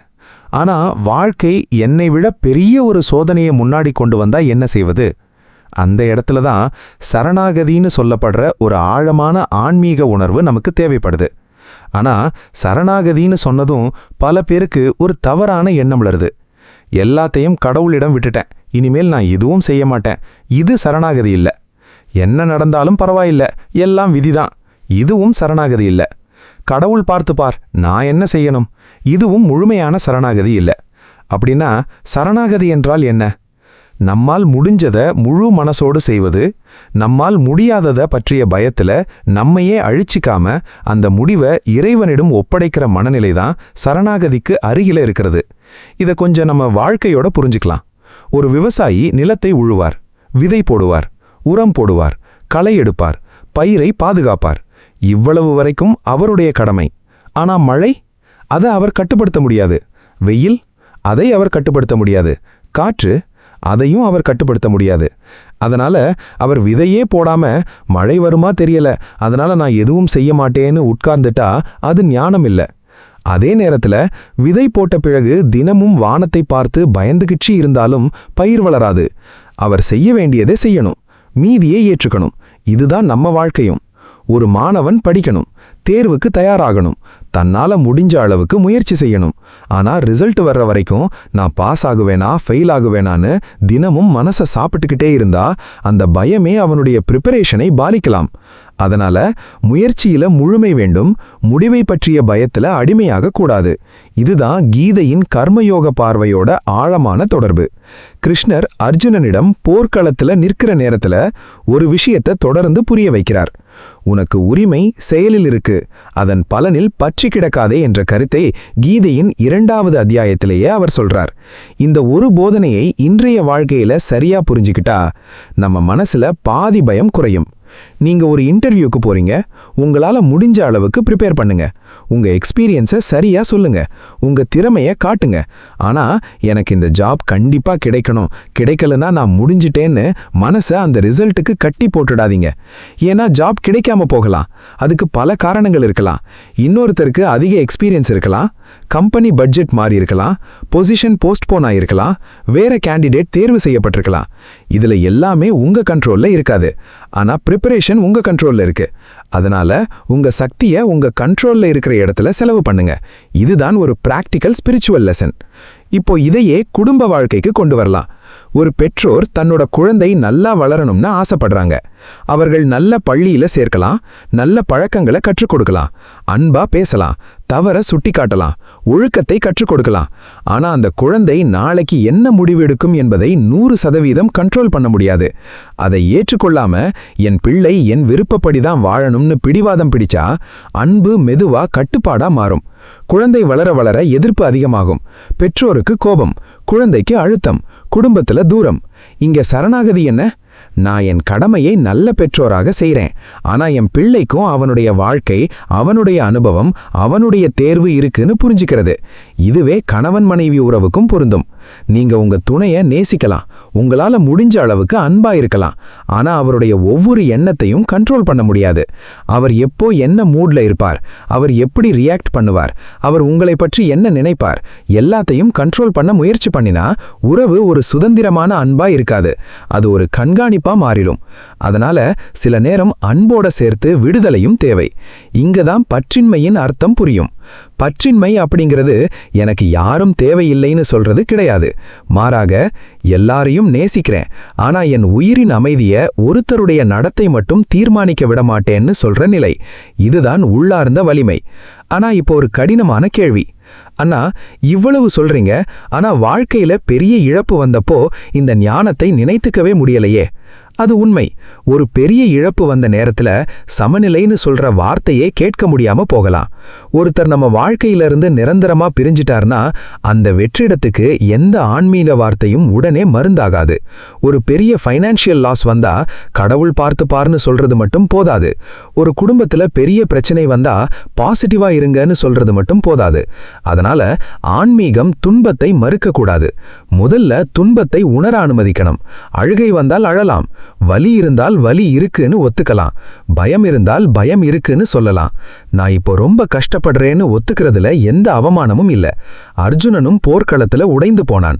அவன் கையிலிருந்த வில் கீழே விழுந்தது. அவன் மனசு குழம்பியது. அவன் தன் கடமையை பற்றியே கேள்வி கேட்டான். அவன் அழகான மோட்டிவேஷனல் ஸ்பீச் கொடுக்கிற மனிதனா அந்த நேரத்துல இருக்கல. அவன் ஒரு குழப்பமடைந்த மனிதன்.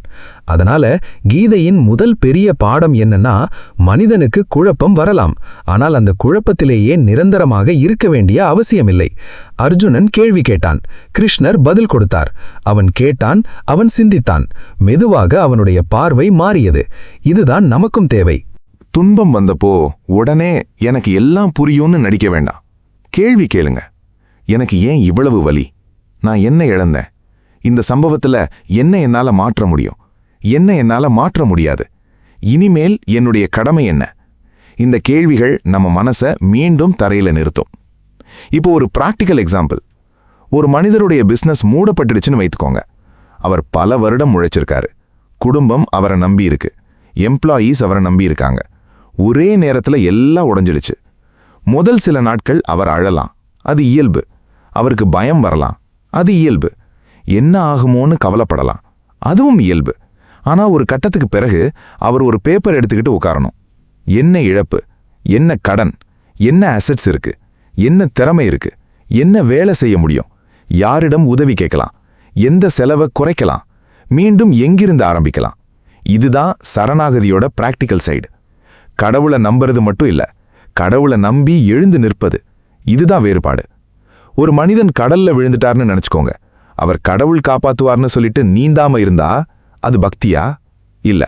அவரால் நீந்த முடிஞ்சா நீந்தணும். கரை நோக்கி முயற்சி செய்யணும். யாராவது கயிறு வீசினா பிடிக்கணும். உதவி கேட்கணும். அதுக்கப்புறம் என்னால முடிஞ்சதை செய்தேன், இப்போ இறைவன் அருள் தேவைன்னு மனசை ஒப்படைக்கலாம். இதுதான் உண்மையான நம்பிக்கை. அதனால பக்தி அப்படிங்கிறது ஆக்ஷனுக்கு எதிரி இல்ல.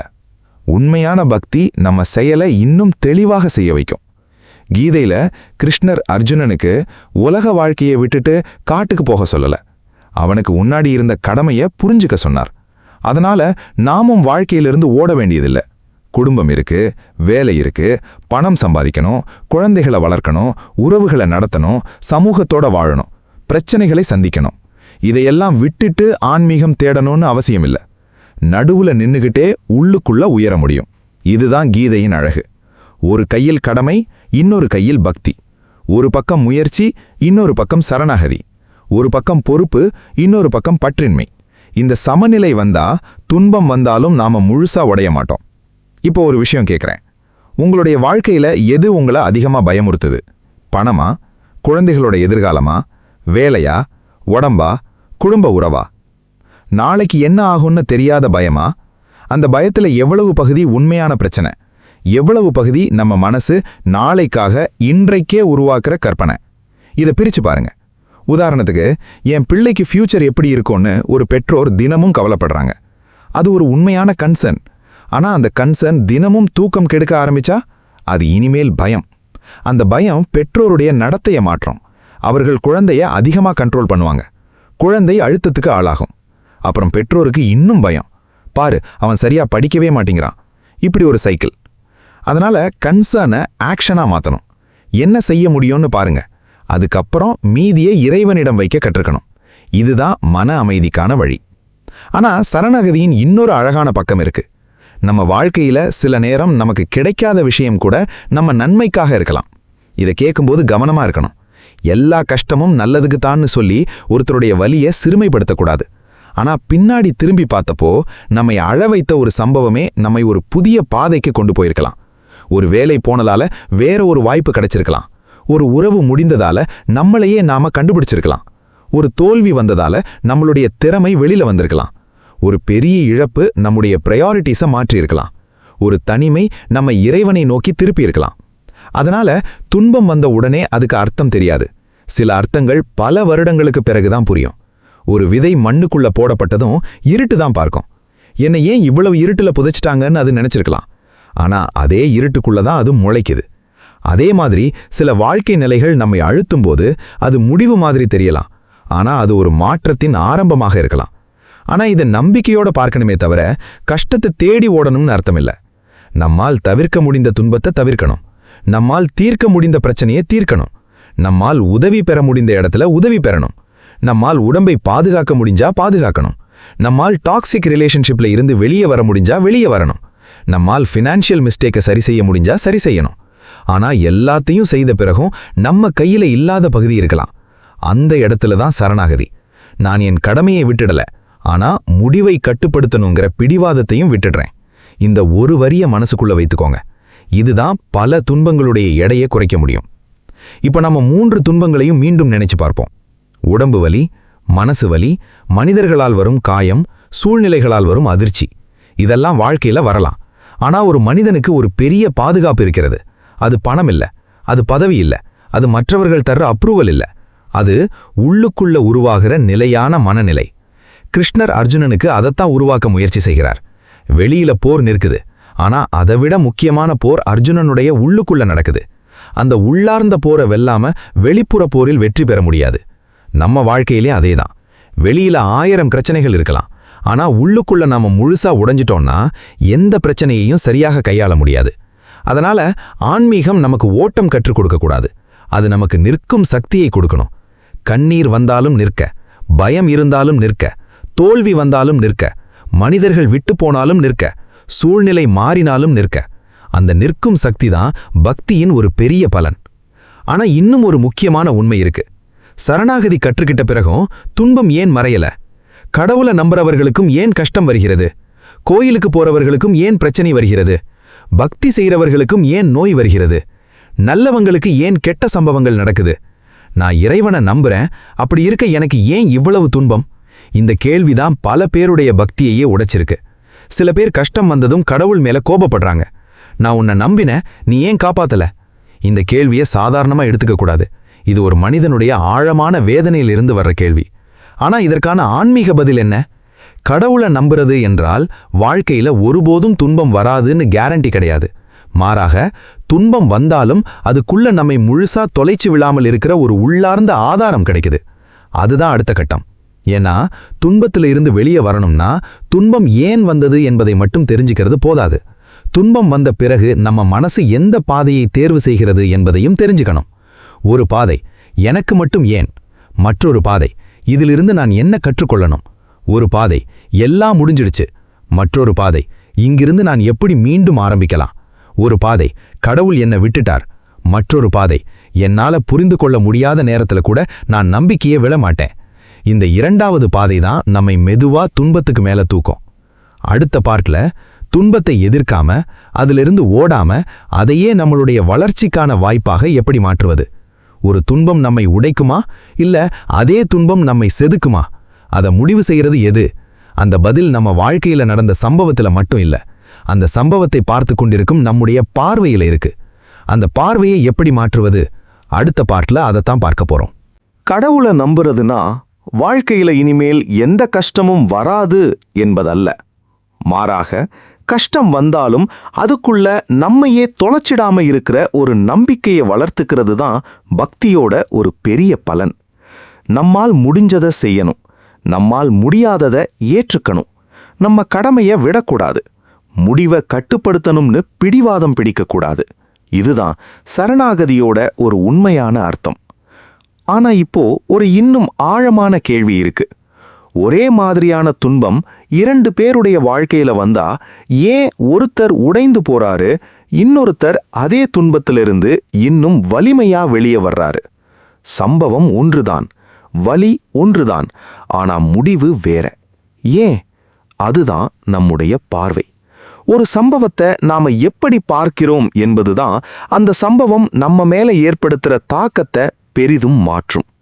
இத கேட்டதும் ஒரு விஷயம் தெளிவா புரிஞ்சுக்கணும். எல்லாம் நம்ம மைண்ட் செட் தான்னு சொல்லி உண்மையான துன்பத்தை மறுக்கக்கூடாது. ஒருத்தர் பெரிய இழப்ப சந்திச்சிருக்காரு, பாசிட்டிவா யோசிங்கன்னு சொல்லி அவருடைய வலியை சிறுமைப்படுத்த முடியாது. ஒருத்தர் துரோகத்தை சந்திச்சிருக்காரு, அது உங்க மைண்ட் செட் ப்ராப்ளம்னு சொல்ல முடியாது. ஒருத்தருக்கு உடல் வேதனை இருக்கு, மனசை மாற்றினால் போதும்னு சொல்ல முடியாது. உண்மையான துன்பத்துக்கு உண்மையான பராமரிப்பும் தேவையான உதவியும் சில நேரம் மருத்துவமும் சில நேரம் ஆலோசனையும் தேவைப்படலாம். ஆனா அதே நேரத்துல துன்பம் நடந்த பிறகு அதை நாம எப்படி சுமக்கிறோம் என்பதில் நம்முடைய பங்கு இருக்கு. இதுதான் முக்கியம். ஒரு மனிதருக்கு மழை பெய்யறத நிறுத்த முடியாது. ஆனா மழை பெய்யும்போது வீட்டோட கூரையை சரி செய்ய முடியும். ஒரு மனிதருக்கு எல்லா பிரச்சனைகளையும் தடுக்க முடியாது. ஆனா பிரச்சனை வந்ததும் தன்னுடைய மனதை ஒழுங்குபடுத்த முடியும். ஒரு மனிதருக்கு மற்றவர்களுடைய செயலை கட்டுப்படுத்த முடியாது. ஆனா அதற்கான தன்னுடைய பதிலை தேர்வு செய்ய முடியும். இதுதான் கீதையின் வாழ்க்கை ஞானத்தோட ஒரு முக்கியமான பகுதி. இப்போ ஒரு உண்மையான வாழ்க்கை உதாரணம் பார்ப்போம். ஒரு மனிதர் பல வருடம் ஒரு நிறுவனத்துல வேலை பார்த்திருக்காரு. நல்ல சம்பளம், நல்ல பொசிஷன், குடும்பம் முழுசா அந்த வருமானத்தை நம்பி இருக்கு. திடீர்னு கம்பெனி ரீஸ்ட்ரக்சரிங், அவருடைய ஜாப் போயிடுது. முதல் நாள் அவர் அதிர்ச்சியில இருக்காரு. 2வது நாள் பயம், 3வது நாள் கோபம். என்னை ஏன் தேர்வு பண்ணாங்க? என்னோட வாழ்க்கை இப்போ என்ன ஆகும்? நான் இவ்வளவு வருடம் உழைச்சதெல்லாம் வீணா? இந்த எண்ணங்கள் வருவது இயல்பு. ஆனா சில வாரங்களுக்கு பிறகு அவர் ஒரு முடிவெடுக்கிறாரு. சரி, வேலை போயிருக்கு, அது உண்மை, அதை மாற்ற முடியாது. ஆனா என்னுடைய அனுபவம் போயிடல, என்னுடைய திறமை போயிடல, நான் கற்றுக்கிட்ட விஷயங்கள் போயிடல. இப்போ நான் என்ன செய்ய முடியும்? அவர் ரெஸ்யூம் அப்டேட் பண்றாரு, பழைய கான்டாக்ட்ஸை தொடர்பு கொள்கிறாரு, புதிய ஸ்கில் கற்றுக்கிறாரு, வேற வேலை தேடுறாரு. சில மாதம் கஷ்டப்படுறாரு. பின்னாடி ஒரு புதிய வாய்ப்பு கிடைக்குது. அவர் திரும்பி பார்த்து சொல்றாரு, அந்த வேலை போனது அப்போ எனக்கு அழிவா தெரிஞ்சது. ஆனா அது எனக்கு ஒரு புதிய கதவை திறந்தது. இதுதான் துன்பம் நம்மை மாற்ற விதம். ஆனா இன்னொரு மனிதருக்கு அதே வேலை போகுது. அவர் அடுத்த நாள்ல இருந்து, என் வாழ்க்கை முடிஞ்சிடுச்சு, எனக்கு இனிமேல் எதுவும் கிடைக்காது, எல்லாரும் என்னை விட்டுட்டாங்க, எனக்கு அதிர்ஷ்டமே இல்ல, இப்படி நினைத்து கொண்டே இருக்கிறாரு. அவர் முயற்சி செய்யாமல் இருந்ததால பிரச்சனை இன்னும் பெரிதாகுது. இங்க இருவருக்கும் சம்பவம் ஒன்றுதான், ஆனா பதில் வேற. அதனால நம்ம வாழ்க்கையில ஒரு முக்கியமான கேள்வி, எனக்கு என்ன நடந்தது என்பதோட நிறுத்திக்கிறோமா, இல்ல எனக்கு நடந்ததுக்கு பிறகு நான் என்ன ஆகப் போகிறேன்னு கேட்கிறோமா? இந்த 2வது கேள்விதான் நம்மை மாற்றும். கிருஷ்ணர் அர்ஜுனனை பார்த்தப்போ அவனுடைய நிலைமை மாறல. போர்க்களம் அங்கேயே இருக்கு, எதிரே நின்றவர்கள் அங்கேயே இருக்காங்க, அவனுடைய உறவுகள் அங்கேயே இருக்காங்க. ஆனா கிருஷ்ணர் முதலில் மாற்றியது என்ன? அர்ஜுனனுடைய பார்வை. இதுதான் மிக முக்கியமான விஷயம். சில நேரம் வாழ்க்கைய மாற்றதுக்கு முன்னாடி வாழ்க்கைய பார்க்கிற நம்முடைய கண்ணாடிய மாத்தணும். ஒரு கண்ணாடி அழுக்கா இருந்தா முகம் அழுக்கா தெரியும். முகத்தை துடைக்கிறதுக்கு முன்னாடி கண்ணாடியை துடைக்க வேண்டியிருக்கும். அதே மாதிரி வாழ்க்கை முழுசும் தவறா இருக்குன்னு நினைக்கிற நேரத்துல நம்முடைய மனநிலையையும் கொஞ்சம் பார்க்கணும். நம்ம கண்ணாடியில பயம் இருக்கா, கோபம் இருக்கா, ஒப்பீடு இருக்கா, பழைய காயம் இருக்கா, தாழ்வு மனப்பான்மை இருக்கா, எனக்கு மட்டும் ஏன்னு கேட்கிற பழக்கம் இருக்கா? இவை இருந்தா வாழ்க்கையில நல்ல விஷயம் நடந்தாலும் நம்மால் அதை முழுசா அனுபவிக்க முடியாது. ஒரு மனிதர் பல வருடம் ஒரு கனவு காண்றாரு. அவருக்கு ஒரு பெரிய வாய்ப்பு கிடைக்குது. ஆனா அவர் மனசு சொல்றது, இது நீண்ட நாள் இருக்காது, இதை இழந்துடுவேனோ, நான் இதுக்கு தகுதியானவனா? அவருக்கு வாய்ப்பு கிடைச்சிருக்கு.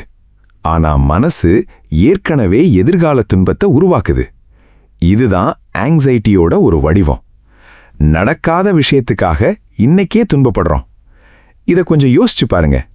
நம்ம வாழ்க்கையில எவ்வளவு துன்பம் உண்மையில நடந்த சம்பவங்களால வருது, எவ்வளவு துன்பம் இன்னும் நடக்காத சம்பவங்களுக்காக நாம உருவாக்கிக்கிறோம். நாளைக்கு என்ன ஆகும், அடுத்த மாதம் பணம் போதுமா, என் குழந்தைக்கு ஃபியூச்சர் எப்படி இருக்கும், என் ஜாப் செக்யூரா இருக்கா, அவர் என்னை விட்டுட்டு போயிட்டா, எனக்கு இந்த வாய்ப்பு கிடைக்கலனா? இந்த கேள்விகள் எல்லாம் சில நேரம் பிராக்டிக்கல் பிளானிங்க்கு உதவும். ஆனா அதே கேள்விகள் தினமும் நம்ம தூக்கத்தை கெடுக்க ஆரம்பிச்சா அது பிளானிங் இல்ல, அது மனசின் தொடர்ச்சியான பயம். அதனால பிளானிங்க்கும் ஒரியிங்க்கும் வித்தியாசம் இருக்கு. பிளானிங் என்ன செய்யும்? இந்த பிரச்சனை வராம இருக்க என்ன செய்யலாம்? ஒரி என்ன செய்யும்? பிரச்சனை வந்துடுச்சுன்னா என்ன ஆகும், என்ன ஆகும், என்ன ஆகும்? பிளானிங் ஒரு செயலை உருவாக்கும், ஒரி ஒரு பயத்தை உருவாக்கும். இதை கண்டுபிடிக்க கத்துக்கணும். கீதையின் கர்மயோக பார்வை நம்ம ஆக்ஷனுக்கு திருப்புது. என்ன செய்ய முடியும்? இந்த கேள்வி மிகவும் பவர்ஃபுல். ஒரு மாணவன் ஃபியூச்சர் பத்தி பயப்படுறான். நான் ஃபெயில் ஆயிட்டா? அவனிடம் கேட்கணும், இப்போ என்ன செய்ய முடியும்? பதில், இன்று 2 சாப்டர் படிக்க முடியும். அதுதான் ஆக்ஷன். ஒரு பிசினஸ் ஓனர் ஃபியூச்சர் பத்தி பயப்படுறாரு. மார்க்கெட் டவுன் ஆயிட்டா இப்போ என்ன செய்ய முடியும்? Cost control, risk analysis, alternative plan, customer diversification. அதுதான் ஆக்ஷன். ஒரு குடும்பத்துல உறவு பிரச்சனை. அவர் என்னை எப்போதும் புரிஞ்சிக்க மாட்டாரா? இப்போ என்ன செய்ய முடியும்? அமைதியா பேசலாம், தவறான வார்த்தையை தவிர்க்கலாம், பவுண்டரி வைக்கலாம், தேவைப்பட்டா 3வது நபருடைய நல்ல ஆலோசனை பெறலாம். அதுதான் ஆக்ஷன். இப்படி நம்ம மனசை என்ன ஆகும்னு ஓட விடாம இப்போ என்ன செய்யலாம்னு திருப்புறது ஒரு பெரிய பயிற்சி. இது கீதையில சொல்லப்படுற கர்மயோக சிந்தனையோட நெருக்கமான வாழ்க்கை பயன்பாடு. ஆனா இன்னும் ஒரு விஷயம், சில நேரம் நம்ம துன்பத்துக்கு காரணம் நம்ம ஆசை, சில நேரம் மற்றவர்களுடைய நடத்தை, சில நேரம் கட்டுப்படுத்த முடியாத சூழ்நிலை. ஆனா இந்த எல்லா துன்பங்களுக்கும் மேல ஒரு பெரிய துன்பம் இருக்கு. அது நான் ஏன் இப்படி இருக்கேன்னு நம்மையே வெறுக்க ஆரம்பிக்கிற துன்பம். இதுதான் மிகவும் ஆபத்தானது. ஒருத்தர் ஒரு தவறு செய்திருக்கிறாரு, அவருக்கு வருத்தம் வரலாம், நான் தப்பு பண்ணிட்டேன், இது ஆரோக்கியமான கில்ட். ஆனா நான் ஒரு மோசமான மனிதன், என்னால எதுவுமே சரியா நடக்காது, நான் யாருக்கும் தகுதி இல்ல, இப்படி தன்னுடைய முழு அடையாளத்தையே ஒரு தவறோட இணைச்சிக்கிட்டா அது தன்னைத்தானே தண்டிக்கிற நிலை. கீதையின் ஞானம் மனிதனை அவன் கடந்த காலத்தோட மட்டும் அடையாளப்படுத்தாது. ஒரு மனிதன் தவறு செய்திருந்தாலும் அவன் மாற்றமடைய முடியும், அவன் கற்றுக்கொள்ள முடியும், அவன் உயர முடியும், அவன் மனதை பயிற்சி செய்ய முடியும், அவன் தன்னுடைய செயலை மாற்ற முடியும்.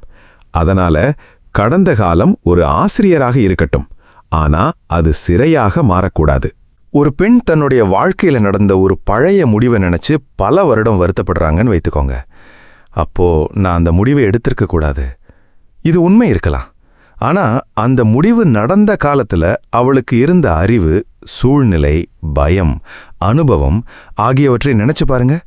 இன்று இருக்கிற அறிவோட நேற்றைய மனிதனை ஜட்ஜ் பண்றது ஈஸி. ஆனா நேற்றைய மனிதன் அந்த நேரத்துல தெரிஞ்ச அளவுக்கு தான் முடிவு எடுத்திருக்கலாம். அதனால தவறுல இருந்து கற்றுக்கொள்ளணும். ஆனா தன்னை தினமும் தண்டிக்க வேண்டிய அவசியம் இல்லை. இதுதான் தன்னிடம் கருணை காட்டுறது. ஆன்மீகம் மற்றவர்களை மன்னிக்க கற்றுக் கொடுக்கறதோட நிற்கக்கூடாது. சில நேரம் நம்மையே நாம மன்னிக்க கற்றுக்கணும். நீங்க உங்களை மன்னிச்சிருக்கீங்களா? இந்த கேள்வியை நான் ரொம்ப ஆழமா கேட்குறேன். நீங்க செய்த ஒரு பழைய தவறுக்காக இன்னும் உங்களை நீங்களே தண்டிச்சுக்கிட்டு இருக்கீங்களா? ஒரு பழைய தோல்விக்காக இன்னும் உங்களை தாழ்வா நினைக்கிறீங்களா? ஒரு பழைய உறவு முறிவுக்காக இன்னும் என்னால தான் எல்லாம் நடந்ததுன்னு உங்களை குற்றம் சொல்லிக்கிட்டு இருக்கீங்களா? அப்படின்னா ஒரு விஷயம் புரிஞ்சுக்கணும். தவற ஒத்துக்கோங்க, தேவைப்பட்ட இடத்துல மன்னிப்பு கேளுங்க, முடிஞ்சதை சரி செய்யுங்க. ஆனா அதுக்கப்புறம் வாழ்க்கையை தொடருங்க. கிருஷ்ணருடைய போதனையின் அழகு என்னன்னா, அவர் அர்ஜுனனை கடந்த குழப்பத்துல உட்கார வைக்கல, அவரை மீண்டும் செயலில் நிறுத்தினார். அதுதான் நமக்கும் தேவை. துன்பம் நம்மை நிறுத்தலாம், ஆனா நிரந்தரமா நிறுத்தக்கூடாது. ஒரு நாள் அழலாம், ஒரு வாரம் கஷ்டப்படலாம், சில நேரம் மாதங்களே ஆகலாம். ஆனா ஒரு கட்டத்துல நாம எழுந்து நிற்கணும். அந்த எழுச்சி எப்படி வரும்? முதல்ல உண்மையை ஏற்றுக்கணும். ஆமா, இது நடந்துருச்சு. அடுத்து, இது என்ன காயப்படுத்திருக்கு. அடுத்து, ஆனா இதுவே என் முழு வாழ்க்கை இல்ல. அடுத்து, என்னால் என்ன செய்ய முடியும். அடுத்து, என்னால் முடியாததை இறைவனிடம் வைக்கிறேன். இந்த 5 படிகளே நம்மை மெதுவா துன்பத்திலிருந்து வெளியே கொண்டு வர முடியும். இத மனசுக்குள்ள வைத்துக்கோங்க. ஏற்றுக்கொள், அனுபவி, புரிந்துகொள், செயல் செய், ஒப்படை. ஏற்றுக்கொள், நடந்ததை மறுக்காதே. அனுபவி, வலியை ஒழிச்சு வைக்காதே. புரிந்துகொள், இதில் என்ன கற்றுக்கணும்னு பாரு. செயல் செய், உன்னால் முடிஞ்சதை செய். ஒப்படை, உன்னால் முடியாததை இறைவனிடம் வை. இதுதான் துன்பத்தை ஞானமா மாற்ற ஒரு நடைமுறை பாதை. ஆனா இங்க இன்னும் ஒரு பெரிய கேள்வி. நாம் துன்பத்தை புரிஞ்சுக்கிட்டோம், நம்ம மனசோட வேலை புரிஞ்சுக்கிட்டோம், மற்றவர்களால வரும் காயத்தையும் புரிஞ்சுக்கிட்டோம், கட்டுப்படுத்த முடியாத சூழ்நிலையையும் ஏற்றுக்க கற்றுக்கிட்டோம். ஆனா தினசரி வாழ்க்கையில இதை எப்படி பிராக்டிஸ் பண்ணுவது? காலை எழுந்ததுல இருந்து இரவு தூங்குற வரைக்கும் எந்த நேரத்துல என்ன செய்யணும்? கோபம் வந்தப்போ என்ன செய்யணும்? பயம் வந்தப்போ என்ன செய்யணும்? ஒருத்தர் நம்ம காயப்படுத்தினப்போ என்ன செய்யணும்? பணம் பற்றிய கவலை வந்தப்போ என்ன செய்யணும்? நாளைக்கு என்ன ஆகும்னு தெரியாம மனசு ஓடும்போது என்ன செய்யணும்? கீதையை படிச்சேன், ஆனா வாழ்க்கையில பயன்படுத்த முடியலன்னு சொல்லுற நிலை வரக்கூடாது. கீதை புத்தகத்துல இருக்கிற ஞானமா மட்டும் இருக்கக்கூடாது. அது நம்ம ரெஸ்பான்ஸ்ல தெரியணும், நம்ம பேச்சுல தெரியணும், நம்ம முடிவுகள்ல தெரியணும், நம்ம உறவுகள்ல தெரியணும், நம்ம கோபத்துல தெரியணும், நம்ம தோல்வியில தெரியணும், நம்ம வெற்றியிலையும் தெரியணும். அப்போதுதான் அது உண்மையான ஞானம். அதனால அடுத்த பார்ட்ல இந்த 3 வகை துன்பங்களையும் எதிர்கொள்ள ஒரு சாதாரண மனிதன் தினசரி வாழ்க்கையில என்னென்ன நடைமுறைகளை பின்பற்றலாம், காலை முதல் இரவு வரை மனதை எப்படி கவனிக்கலாம், எதை நம்ம கட்டுப்பாட்டுக்குள்ள வைக்கணும், எதை விடணும், எப்படி கர்மயோகம், பக்தி, பற்றின்மை, சமநிலை ஆகியவற்றை வாழ்க்கையில நடைமுறைப்படுத்தலாம், அதை பார்க்க போறோம். ஏன்னா ஞானத்தை கேட்பது ஒரு விஷயம், அந்த ஞானத்தோட வாழ ஆரம்பிப்பது இன்னொரு விஷயம். அடுத்த பார்ட்ல அந்த நடைமுறை பாதைக்குள்ள நாம போகலாம். துன்பம் நம்ம வாழ்க்கைக்குள்ள வந்ததும் அது நம்மை உடைக்கணுமா இல்ல நம்மை இன்னும் வலிமையான மனிதனா மாற்றணுமா என்பதை ஓரளவுக்கு நம்முடைய பார்வை தீர்மானிக்குது. எனக்கு என்ன நடந்ததுன்னு மட்டும் கேட்கறதுக்கு பதிலா எனக்கு நடந்ததுக்கு பிறகு நான் என்ன ஆகப் போகிறேன்னு கேட்க ஆரம்பிக்கணும். நடந்ததை ஏற்றுக்கணும், வலிய மறைக்கக்கூடாது, அதிலிருந்து பாடம் கத்துக்கணும். என்ன செய்ய முடியுமோ அதை செய்யணும், என்ன செய்ய முடியாதோ அதை இறைவனிடம் ஒப்படைக்கணும். இதை நாம புரிஞ்சுக்கிட்டோம். ஆனா இப்போ ஒரு பிராக்டிக்கல் கேள்வி. சரி, இதெல்லாம் கேட்கறதுக்கு நல்லா தான் இருக்கு. ஆனா நாளைக்கு காலையில எழுந்ததும் வாழ்க்கையில அதே பிரச்சனை வந்தா நான் என்ன செய்யணும்? அதுதான் முக்கியம். கீதை ஒரு புத்தகமா மட்டும் இருந்தா அதனால நம்ம வாழ்க்கை மாறாது. கீதையில இருக்கிற ஒரு வரி நம்ம கோபம் வர நேரத்துல நம்மை நிறுத்தினா அது ஞானம். ஒருத்தர் நம்மை காயப்படுத்தும் போது உடனே பதில் கொடுக்காம ஒரு நிமிஷம் யோசிக்க வச்சா அது ஞானம். ஒரு தோல்வி வந்ததும் நான் முடிஞ்சிட்டேன்னு சொல்லாம இப்போ என்ன செய்யலான்னு கேட்க வச்சா அது ஞானம். அதனால இப்ப நாம இந்த 3 வகை துன்பங்களையும் எதிர்கொள்ள ஒரு பிராக்டிக்கல் வாழ்க்கை முறையை பார்க்கலாம். முதல்ல நம்மால் கட்டுப்படுத்த முடிகிற விஷயங்களை அடையாளம் காணணும். இது ரொம்ப சின்ன விஷயம் மாதிரி தெரியும், ஆனா நம்ம மன அமைதிக்கு இது மிகப்பெரிய அடிப்படை. ஒரு பேப்பர் எடுத்துக்கோங்க, நடுவுல ஒரு கோடு போடுங்க. ஒரு பக்கம் என்னால் மாற்ற முடியும், இன்னொரு பக்கம் என்னால் மாற்ற முடியாது. இப்போ உங்க வாழ்க்கையில இருக்கிற பிரச்சனைகளை எழுதுங்க. என்னுடைய உடல்நிலை, என்னோட வேலை, என்னுடைய பணநிலை, என்னுடைய குழந்தைகளோட வளர்ப்பு, என்னுடைய பேச்சு, என்னுடைய கோபம், என்னுடைய பழக்கங்கள், என்னுடைய நேரத்தை எப்படி பயன்படுத்துறேன். இவைகள்ல பல விஷயங்கள் நம்ம கையில இருக்கு. ஆனா எவர் என்னை பற்றி என்ன நினைப்பார்? அவர் என்னை மதிப்பாரா? அவர் என்னை விரும்புவாரா? நாளைக்கு என்ன நடக்கும்? மழை எப்ப வரும்? மார்க்கெட் எப்படி இருக்கும்? எல்லாரும் என்னை ஏற்றுக்கொள்வாங்களா? இவைகள்ல பல நம்ம முழு கட்டுப்பாட்டுக்குள்ள இல்ல. ஆனா நம்ம சக்தியை எங்க செலவு செய்றோம்? பல நேரம் 2வது பட்டியல்ல. அதனாலதான் சோர்வு. நம்ம கையில் இல்லாத விஷயத்தை கண்ட்ரோல் பண்ண முயற்சி பண்றது மனசுக்கு மிகப்பெரிய சுமை. ஒரு உதாரணம், ஒருத்தர் உங்களை பற்றி தவறான கருத்து வைத்திருக்கிறார். நீங்க எவ்வளவு எக்ஸ்பிளைன் பண்ணினாலும் அவர் கேட்கவே மாட்டாரு. நீங்க இன்னும் எக்ஸ்பிளைன் பண்றீங்க, அவர் இன்னும் தவறா புரிஞ்சுக்கிறாரு. நீங்க மீண்டும் எக்ஸ்பிளைன் பண்றீங்க. இது எங்க முடியும்? ஒரு கட்டத்துல நாம சொல்லணும், என்னுடைய உண்மைய நான் தெளிவா சொல்லிட்டேன், இனிமேல் அவர் என்ன நினைக்கிறார் என்பது அவருடைய பகுதி. இந்த ஒரு முடிவு நம்ம மனசுக்கு எவ்வளவு அமைதியை கொடுக்கும் தெரியுமா? அதே மாதிரி சோஷியல் மீடியா. யாராவது உங்களை பற்றி ஒரு நெகட்டிவ் காமெண்ட் போட்டிருக்காங்க. அதை பார்த்ததும் கோபம், அதுக்கு ரிப்ளை, அவர் மீண்டும் ரிப்ளை, நாம மீண்டும் ரிப்ளை, அடுத்தது ஆர்கியூமெண்ட். அதுக்கப்புறம் மனசு முழுசும் அந்த காமெண்ட்ல. ஒரு அந்நிய மனிதருடைய ஒரு வரி நம்ம முழு நாளையும் கண்ட்ரோல் பண்ணிடுது. யோசிச்சு பாருங்க, அவருக்கு நம்ம வாழ்க்கையை கண்ட்ரோல் பண்ண இவ்வளவு அதிகாரத்தை நாம ஏன் கொடுக்கணும்? அதனால எல்லா வார்த்தைக்கும் பதில் கொடுக்க வேண்டிய அவசியம் கிடையாது. சில வார்த்தைகளுக்கு பதில், சில வார்த்தைகளுக்கு அமைதி, சில மனிதர்களுக்கு விளக்கம், சில மனிதர்களுக்கு தூரம். இதுதான் மனமுதிர்ச்சி. அடுத்தது ஆத்தியாத்மிக துன்பம். நம்ம மனசும் உடம்பும் தர்ற வேதனை. இதை கையாள ஒரு முக்கியமான பழக்கம் தேவை. உங்களை நீங்களே கவனிக்க ஆரம்பிக்கணும். நம்ம வாழ்க்கையில மற்ற எல்லாரையும் கவனிப்போம். குழந்தை சாப்பிட்டார்ச்சா, கணவர் சாப்பிட்டாரா, மனைவி சோர்வா இருக்காங்களா, ஆஃபீஸ் ஒர்க் முடிஞ்சதா, பில் கட்டியாச்சா, இஎம்ஐ போயாச்சா. ஆனா எனக்கு எப்படி இருக்கேன்? இந்த கேள்வியை எத்தனை பேர் தினமும் கேட்கிறாங்க? உடம்பு சோர்வா இருக்கு, ஆனா வேலை நிறுத்த மாட்டோம். மனசு சோர்வா இருக்கு, ஆனா போனை வைக்க மாட்டோம்.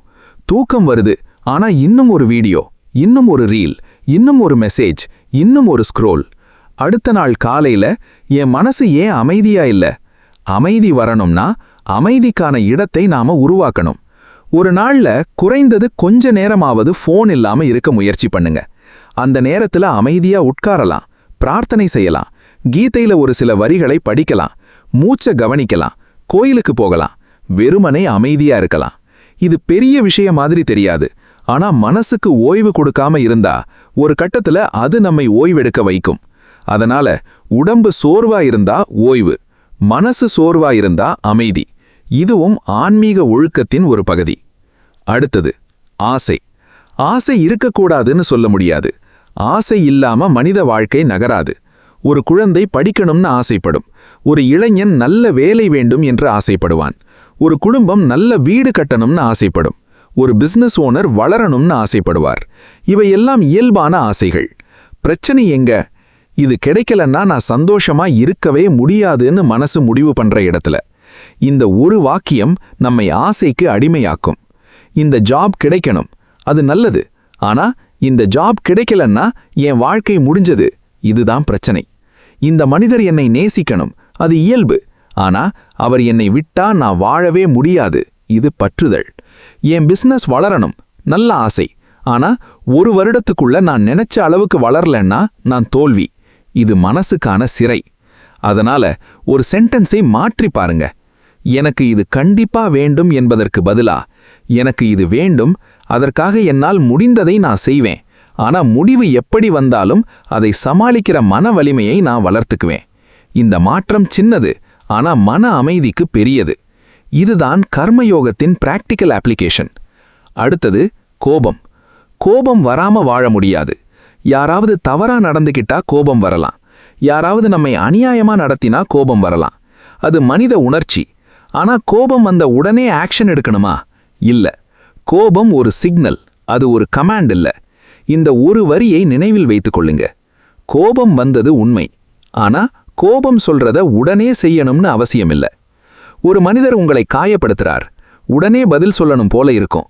அந்த நேரத்துல 10 வினாடி அமைதி, ஒரு ஆழ்ந்த மூச்சு, அந்த இடத்திலிருந்து கொஞ்சம் விலகுவது, பின்னாடி பேசுவது. இந்த சின்ன இடைவெளி ஒரு பெரிய பிரச்சனையை தடுக்கலாம். ஏன்னா கோபத்துல சொல்ற ஒரு வார்த்தையை திரும்ப எடுத்துக்க முடியாது. ஒரு ரிலேஷன்ஷிப்பை உடைக்க ஒரு நிமிஷம் போதும், அதை கட்ட பல வருடமாகலாம். அதனால கோபத்துல முடிவெடுக்காதீங்க, கோபத்துல மெசேஜ் அனுப்பாதீங்க, கோபத்துல ரெசிக்னேஷன் போடாதீங்க, கோபத்துல உறவை முடிவு செய்யாதீங்க, கோபத்துல பண முடிவு எடுக்காதீங்க. முதல்ல மனசை அமைதிப்படுத்துங்க, அதுக்கப்புறம் ஆக்ஷன். இதுதான் பிராக்டிக்கல் ஸ்பிரிச்சுவாலிட்டி. அடுத்தது மற்றவர்களால வரும் துன்பம். இங்க நாம 2 விஷயத்தை பிரிச்சு பார்க்கணும். முதலாவது மன்னிப்பு, இரண்டாவது எல்லை. இந்த 2ஐயும் குழப்பக்கூடாது. ஒருத்தர் நம்ம காயப்படுத்தி இருக்கலாம், நாம் அவரை மன்னிக்கலாம். ஆனா அதே நேரத்துல இனி இதே மாதிரி என்ன நடத்த அனுமதிக்க மாட்டேன்னு சொல்லலாம். இது முரண்பாடு இல்ல. மன்னிப்பு மனசுக்காக, எல்லை வாழ்க்கைக்காக. மன்னிப்பு நம்மை பழைய கோபத்திலிருந்து விடுவிக்கும். எல்லை நம்மை மீண்டும் அதே காயத்துக்குள்ள விழாம காப்பாற்றும். ஒரு உதாரணம், ஒருத்தர் உங்ககிட்ட பணம் வாங்கிக்கிட்டு திருப்பி கொடுக்கல. ஒரு முறை நடந்திருக்கலாம், அவருடைய சூழ்நிலை உண்மையா இருக்கலாம், நீங்க மன்னிக்கலாம். ஆனா மீண்டும் பணம் கொடுக்கும்போது, சரி இப்போ ஆவணமா வைத்துக்கலாம், அது அவநம்பிக்கை இல்ல, அது அறிவு. ஒருத்தர் எப்போதும் உங்களை அவமானப்படுத்துறார், நீங்க அவரை வெறுக்காம இருக்கலாம், ஆனா அவரோட தனிப்பட்ட விஷயங்களை ஷேர் பண்ணாம இருக்கலாம். அவரிடம் டிஸ்டன்ஸ் வைக்கலாம், அது ரிவெஞ்ச் இல்ல, அது பவுண்டரி. இந்த வித்தியாசம் தெரியாம பல நல்ல மனசுக்காரர்கள் வாழ்க்கை முழுசும் காயப்படுறாங்க. நான் நல்லவன் தானே, எல்லாரையும் நல்லவங்கன்னு நினைக்கணும். இல்ல, நல்லவனா இருங்க, ஆனா விவேகம் இல்லாதவனா இருக்காதீங்க. கருணையா இருங்க, ஆனா உங்களை யாரும் பயன்படுத்தி கொள்ளும் அளவுக்கு எல்லை இல்லாம இருக்காதீங்க. இதுதான் கீதையின் அறிவோடு பொருந்துற வாழ்க்கை அணுகுமுறை. அடுத்தது ஆதி தெய்வீக துன்பம். நம்மால் கட்டுப்படுத்த முடியாத சூழ்நிலை. இதுதான் மிகவும் கடினமான பகுதி. ஏன்னா இங்க நம்ம கையில் பல நேரம் ஒன்றுமே இருக்காது. ஒரு நேச்சுரல் டிசாஸ்டர், ஒரு சடன் எக்கனாமிக் சேஞ்ச், ஒரு எதிர்பாராத சம்பவம், ஒரு பெரிய இழப்பு, ஒரு வாழ்க்கை திருப்பம். அந்த நேரத்துல என்ன செய்யணும்? முதல்ல இது என் கண்ட்ரோல்ல இல்லைன்னு உண்மையை ஏத்துக்கணும். அடுத்து இப்போ என்ன செய்ய முடியும்னு பார்க்கணும். அதுக்கப்புறம் எனக்கு யாருடைய உதவி தேவைன்னு கேட்கணும். அதுக்கப்புறம் இதை தனியா சமாளிக்க வேண்டிய அவசியம் இல்லைன்னு புரிஞ்சுக்கணும். இது ரொம்ப முக்கியம். சில பேர் எல்லா பிரச்சனையையும் தனியா சுமக்கணும்னு நினைக்கிறாங்க. நான் யாரிடமும் சொல்ல மாட்டேன், என்னாலேயே சமாளிக்கணும், நான் பலவீனமா தெரியக்கூடாது. இதெல்லாம் சில நேரம் நம்ம துன்பத்தை இன்னும் பெரிதாக்கும். உதவி கேட்பது பலவீனம் இல்ல, சரியான நேரத்துல சரியான மனிதரிடம் உதவி கேட்பது அறிவு. குடும்பத்திடம் பேசலாம், நம்பகமான நண்பரிடம் பேசலாம், தேவையானால் நிபுணரிடம் ஆலோசனை பெறலாம். மருத்துவ உதவி தேவைப்பட்டால் மருத்துவரை அணுகலாம். பணப்பிரச்சனை என்றால் நிதி ஆலோசனை தேடலாம். உறவு பிரச்சனை என்றால் இருவரும் சேர்ந்து அமைதியா பேசலாம். ஆன்மீகம் அப்படிங்கிறது எல்லா பிரச்சனைக்கும் பிரார்த்தனை பண்ணுன்னு மட்டும் சொல்றது கிடையாது. சில நேரம் பிரார்த்தனை, சில நேரம் முயற்சி, சில நேரம் அறிவுரை, சில நேரம் மருத்துவம், சில நேரம் ஓய்வு, சில நேரம் ஒரு கடினமான முடிவு. எது தேவைப்படுதோ அதை செய்யணும். இதுதான் சமநிலை. இப்போ ஒரு முக்கியமான தினசரி பிராக்டிஸ் சொல்றேன். காலை எழுந்ததும் 2 நிமிஷம் அமைதியா உட்கார்ந்து இந்த 3 விஷயத்தை நினைச்சு பாருங்க. இன்று என்னுடைய கடமை என்ன? இன்று என்னால் கட்டுப்படுத்தக்கூடியது என்ன? என்னால் கட்டுப்படுத்த முடியாததை இறைவனிடம் ஒப்படைக்கிறேனா? இந்த 3 கேள்விகள் போதும். அதே மாதிரி இரவு தூங்குறதுக்கு முன்னாடி இன்று நான் எங்கே கோபப்பட்டேன், எங்கே தேவையில்லாமல் பயந்தேன், எங்கே நான் என்னால் முடியாததை கண்ட்ரோல் பண்ண முயற்சி செய்தேன், எங்கே நான் நல்லா நடந்துகிட்டேன், நாளைக்கு என்ன மாற்றலாம்? இதை தினமும் கொஞ்சம் கொஞ்சமா செய்தா மனசு தன்னையே கவனிக்க ஆரம்பிக்கும். அதுதான் உண்மையான சாதனை. ஒரு மனிதன் வெளியுலகத்தை வெல்ல முன்னாடி தன்னுடைய ரியாக்ஷனை கவனிக்க கத்துக்கணும். இதுதான் கீதையின் உள்ளார்ந்த பயிற்சி. இன்னொரு முக்கியமான விஷயம், நம்ம வாழ்க்கையில 3 வகை துன்பங்கள் வந்தாலும் நம்ம மனசு ஒரே ஒரு விஷயத்தை மறக்கக்கூடாது. நான் இந்த துன்பம் அல்ல. உங்களுக்கு உடம்புல வலி இருக்கலாம், ஆனா நீங்க அந்த வலி மட்டும் இல்ல. உங்களுக்கு மனசுல கவலை இருக்கலாம், ஆனா நீங்க அந்த கவலை மட்டும் இல்ல. ஒருத்தர் உங்களை அவமானப்படுத்தி இருக்கலாம், ஆனா அந்த அவமானம் உங்க அடையாளம் இல்ல. ஒரு பிசினஸ் ஃபெயில் ஆகி இருக்கலாம், ஆனா நீங்க அந்த ஃபெயிலியர் மட்டும் இல்ல. ஒரு உறவு முடிஞ்சிருக்கலாம், ஆனா உங்க வாழ்க்கை அதோட முடிஞ்சிடாது. இந்த பார்வை வந்தா துன்பம் நம்மை முழுசா விழுங்க முடியாது. நம்ம வாழ்க்கையில ஒரு பெரிய தவறு என்ன தெரியுமா? ஒரு சம்பவத்தை நம்ம அடையாளமா மாத்திக்கிறது. எனக்கு நோய் வந்ததுன்னு சொல்றதுக்கு பதிலா நான் நோயாளி, எனக்கு தோல்வி வந்ததுன்னு சொல்றதுக்கு பதிலா நான் தோல்வியாளன், ஒருத்தர் என்னை விட்டு போனார்னு சொல்றதுக்கு பதிலா என்னை யாராலும் நேசிக்க முடியாது. இந்த மாற்றம்தான் நம்மை உள்ளுக்குள்ள அழிக்கும். அதனால வார்த்தையை மாத்துங்க. இது எனக்கு நடந்தது, நான் இதை அனுபவிக்கிறேன், ஆனா இதை தாண்டி நான் இன்னும் இருக்கேன். இந்த உணர்வு நம்மை வலிமையாக்கும். அதனாலதான் கிருஷ்ணருடைய போதனையில ஆத்மாவை பற்றிய பார்வை முக்கியமா வருகிறது. உடல் மாறும், சூழ்நிலை மாறும், உறவுகள் மாறும், வெற்றி தோல்வி மாறும், ஆனா மனிதனுடைய ஆழமான உணர்வு, நான் யார் என்ற கேள்வி, அதை புரிஞ்சுக்கிற பயணம் வேற. நம்ம வெறும் சம்பவங்களோடு சேர்த்து பார்த்துக்கிட்டே இருந்தா ஒவ்வொரு மாற்றமும் நம்மை குலைக்கும். ஆனா நான் இந்த மாற்றங்களுக்குள்ள பயணம் செய்யறமேன்னு பார்க்க ஆரம்பிச்சா கொஞ்சம் தூரம் கிடைக்கும். அந்த தூரத்திலிருந்து தெளிவு வரும், தெளிவிலிருந்து சரியான செயல் வரும், சரியான செயலிலிருந்து அமைதி மெதுவா வரும். இப்போ உங்ககிட்ட ஒரு கேள்வி. உங்க வாழ்க்கையில உங்களை இன்னும் பிடிச்சுக்கிட்டு இருக்கிற ஒரு துன்பம் என்ன? ஒரு மனிதரா, ஒரு பழைய சம்பவமா, ஒரு தோல்வியா, ஒரு பண இழப்பா, ஒரு எதிர்பார்ப்பா, ஒரு பயமா? அதை ஒரு காகிதத்துல எழுதுங்க. அதுக்கு கீழே இன்னொரு வரி எழுதுங்க. இதுல என்ன என்னால மாற்ற முடியும்? அதுக்கு கீழே என்ன என்னால மாற்ற முடியாது? 3வது, என்னுடைய அடுத்த சரியான செயல் என்ன? 4வது, மீதியை இறைவனிடம் ஒப்படைக்க முடியுமா? இந்த 4 கேள்விகளையும் நேர்மையா கேட்டு பாருங்க. உங்க மனசுக்குள்ள இருந்த குழப்பம் கொஞ்சம் கொஞ்சமா தெளிவாகும். ஆனா இன்னும் ஒரு பெரிய விஷயம் இருக்கிறது. நாம துன்பத்தை சமாளிக்க கற்றுக்கொண்டோம், மனதை கவனிக்க கற்றுக்கொண்டோம், மற்றவர்களிடம் எல்லை வைக்க கற்றுக்கொண்டோம், கட்டுப்படுத்த முடியாததை ஏற்றுக்கொள்ள கற்றுக்கொண்டோம். கர்மயோகம், பற்றின்மை, சரணாகதி ஆகியவற்றை பிராக்டிக்கலா எப்படி பயன்படுத்தணும்னு பார்த்தோம். ஆனா இந்த 3 துன்பங்களிலிருந்து முழுசா விடுதலை கிடைக்குமா? மனித வாழ்க்கையில துன்பமே இல்லாத நிலை சாத்தியமா? அல்லது துன்பம் இருந்தாலும் அது நம்மை ஆழாத ஒரு நிலையை அடைய முடியுமா? இதுதான் அடுத்த முக்கியமான கேள்வி. ஏன்னா நம்மில் பல பேர் ஆன்மீகத்தை தேடுறதே ஒரு காரணத்துக்காக. எனக்கு இனிமேல் எந்த பிரச்சனையும் வரக்கூடாது. ஆனா கீதை நமக்கு அதைவிட பெரிய ஒன்றை தர முயற்சி செய்கிறது. பிரச்சனை வந்தாலும் நீ அதனால் முழுசா உடைந்து போகாத நிலையை அடை. இதுதான் உண்மையான ஆன்மீக வலிமை. அந்த நிலை எப்படி இருக்கும்? துன்பம் வந்தாலும் மனம் எப்படி இருக்கும்? வெற்றி வந்தாலும் மனம் எப்படி இருக்கும்? தோல்வி வந்தாலும் மனம் எப்படி இருக்கும்? மற்றவர்கள் பாராட்டினாலும் குறை சொன்னாலும் ஒரே மாதிரி எப்படி இருக்க முடியும்? அதுதான் அடுத்த பார்ட்ல நாம பார்க்க போறோம். ஒரு நாள் நம்ம வாழ்க்கை முழுசா அமைதியா ஆகாத, ஆனா நம்ம மனசு அலைகளுக்குள்ள கூட ஆழமான கடல் மாதிரி அமைதியா இருக்க கற்றுக்கொள்ள முடியும். அந்த நிலையை கிருஷ்ணர் எப்படி விளக்குறார்? அதை நம்ம வாழ்க்கையில எப்படி அடையலாம்? அடுத்த பாட்டுல அதை பார்க்கலாம். கீதையின் ஞானத்தை கேட்டு ரசிக்கிறதோட நிறுத்திக்க கூடாது. அது நம்ம தினசரி வாழ்க்கையில தெரியணும். கோபம் வரும்போது நம்ம ரியாக்ஷன்ல தெரியணும். பயம் வரும்போது நம்ம முடிவுகள்ல தெரியணும். மற்றவர்கள் நம்மை காயப்படுத்தும் போது நம்ம பதிலில தெரியணும். தோல்வி வரும்போது நம்ம மீண்டும் எழுறதுல தெரியணும். என்னால மாற்ற முடியாத விஷயம் வந்தப்போ அதை ஏற்றுக்கிறதுல தெரியணும். அதுதான் உண்மையான ஆன்மீக பயிற்சி. அதுக்காக நாம ஒரு சின்ன பயிற்சியையும் பார்த்தோம்.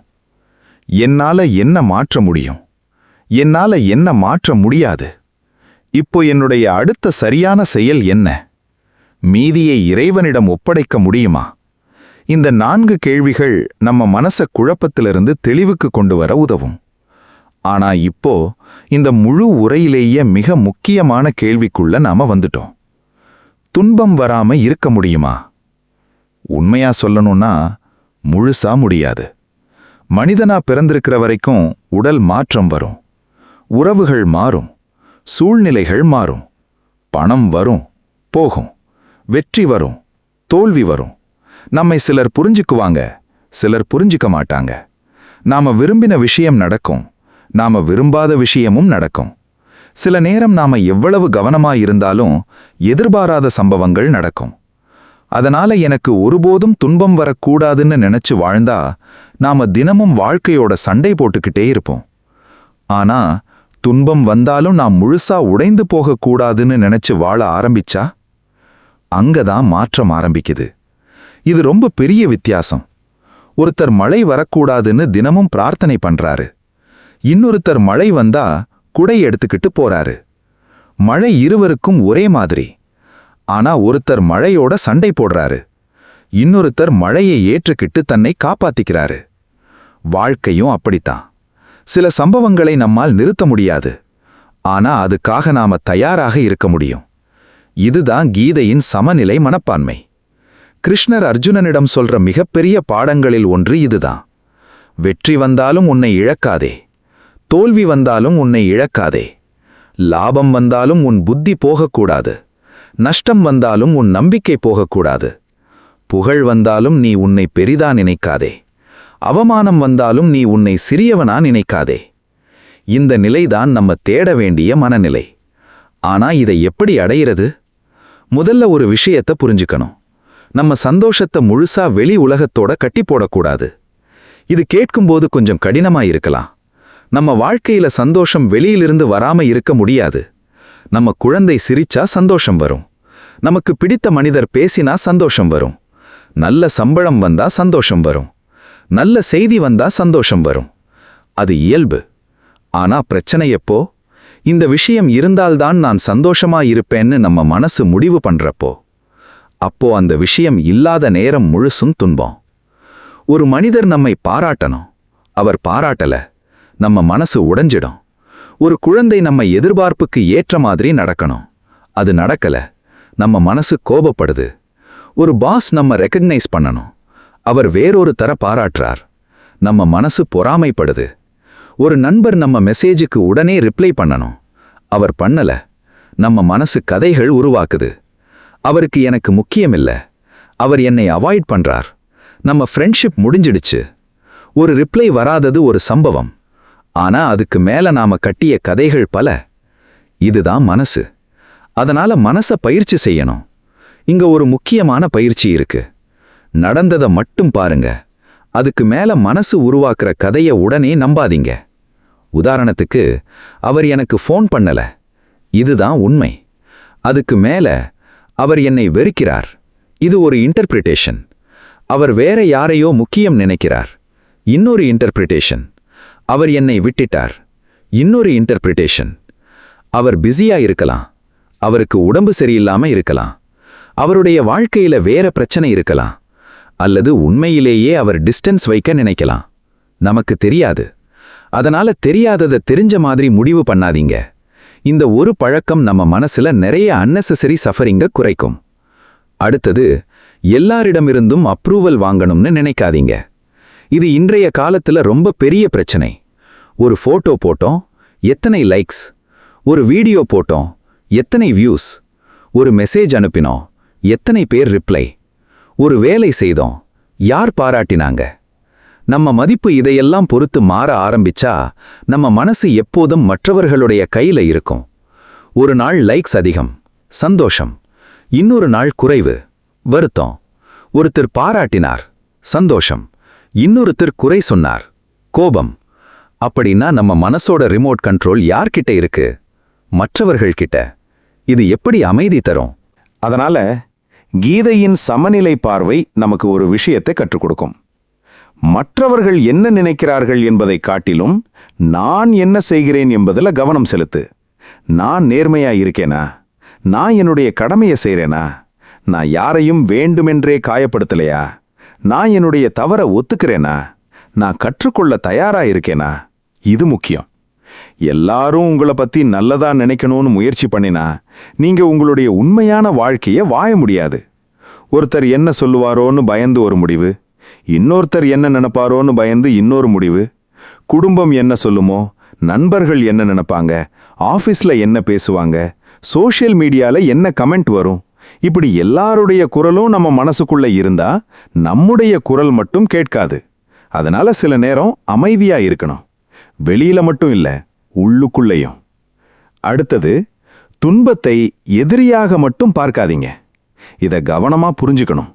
துன்பம் நல்லது என்று சொல்லல. யாரும் துன்பத்தை தேடிக்கிட்டு போக வேண்டியதில்லை. ஆனா துன்பம் வந்த பிறகு இதிலிருந்து நான் என்ன கற்றுக்கலான்னு கேட்கலாம். ஒரு தோல்வி வந்திருக்கு, நான் எங்க தவறுனேன்? ஒரு உறவு உடைஞ்சிருக்கு, என்னுடைய கம்யூனிகேஷன்ல என்ன கற்றுக்கணும்? ஒருத்தர் நம்ம ஏமாத்திருக்காரு, இனிமேல் நான் எந்த பவுண்டரிஸ் வைக்கணும்? ஒரு ஃபைனான்ஷியல் லாஸ் வந்திருக்கு, என்னுடைய மணி மேனேஜ்மெண்ட்ல என்ன மாற்றணும்? ஒரு உடல் சோர்வு வந்திருக்கு, என்னுடைய வாழ்க்கை முறையை எப்படி கவனிக்கணும்? இப்படி பார்த்தா துன்பம் ஒரு ஆசிரியராக மாறலாம். ஆனா அதுக்காக துன்பத்தை ரொமான்டிசைஸ் பண்ணக்கூடாது. எனக்கு கஷ்டம் வந்ததால நான் ஸ்பெஷல் இல்ல. கஷ்டம் வந்தது, அதை சமாளிக்கணும், அதிலிருந்து கற்றுக்கணும், முடிந்த அளவு முன்னேறணும். இதுதான் சரியான பார்வை. இப்போ ஒரு முக்கியமான ஆன்மீக பயிற்சியை பார்ப்போம். சமநிலை. கீதையில சமத்துவம் பற்றி கிருஷ்ணர் பேசுறார். அதை நாம எப்படி தினசரி வாழ்க்கையில பிராக்டிஸ் பண்ணலாம்? முதல்ல, யாராவது பாராட்டினா ஒரு நிமிஷம் நினைச்சு பாருங்க, இந்த பாராட்டு நல்லா இருக்கு, ஆனா இது என்னுடைய முழு மதிப்பு கிடையாது. யாராவது குறை சொன்னா இதை கேட்டு நான் உடனே உடைய வேண்டியதில்லை. இதில் உண்மை இருந்தா கற்றுக்கிறேன், உண்மை இல்லைன்னா விட்டுடுறேன். வெற்றி வந்தா நன்றி, ஆனா இதுதான் முடிவு இல்ல. தோல்வி வந்தா சரி, இது ஒரு அனுபவம், இங்கிருந்து என்ன செய்யலாம்? இப்படி ஒவ்வொரு சம்பவத்தையும் பார்க்க ஆரம்பிச்சா மனசு மெதுவா சமநிலைக்கு வர ஆரம்பிக்கும். இதுதான் எமோஷனல் மெச்சூரிட்டி. அடுத்தது, உடல் துன்பம். நம்ம உடம்பு நிரந்தரம் இல்ல. வயசாகும், சக்தி மாறும், சில நேரம் உடல் வலி வரும், சில நேரம் சோர்வு, சில நேரம் நோய். இதையெல்லாம் மனித வாழ்க்கையின் ஒரு பகுதியாக புரிஞ்சுக்கணும். ஆனா அதனால் மருத்துவத்தை புறக்கணிக்க கூடாது. உடம்புக்கு பிரச்சனை இருந்தா மருத்துவரை அணுகணும், தேவையான சிகிச்சையை பெறணும். உணவு, தூக்கம், உடற்பயிற்சி, ஓய்வு ஆகியவற்றை கவனிக்கணும். ஆன்மீகம் அப்படிங்கிறது உடலை கவனிக்காதது கிடையாது. மாறாக இந்த உடல் இறைவன் கொடுத்த ஒரு கருவி, அதனால அதை பொறுப்போட கவனிக்கணும்.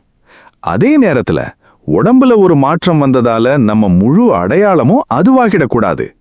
உடம்பு ஒரு நிலை, நம்ம உள்ளார்ந்த உணர்வு அதைவிட ஆழமானது.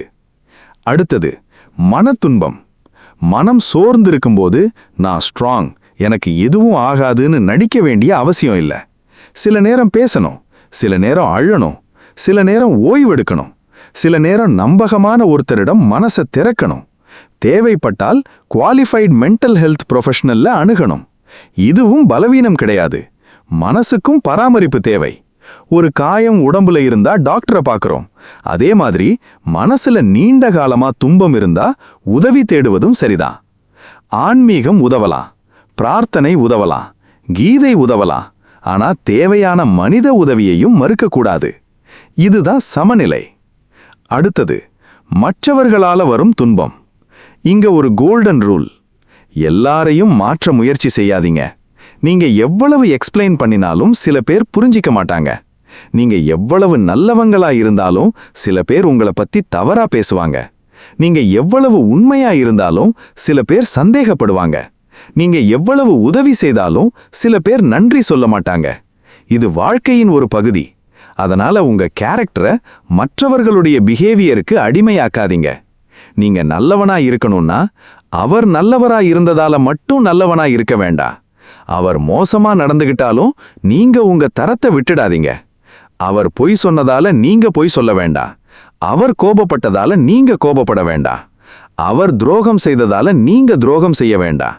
ஏன்னா அவருடைய செயல் அவருடைய குணத்தை காட்டும், உங்க பதில் உங்க குணத்தை காட்டும்.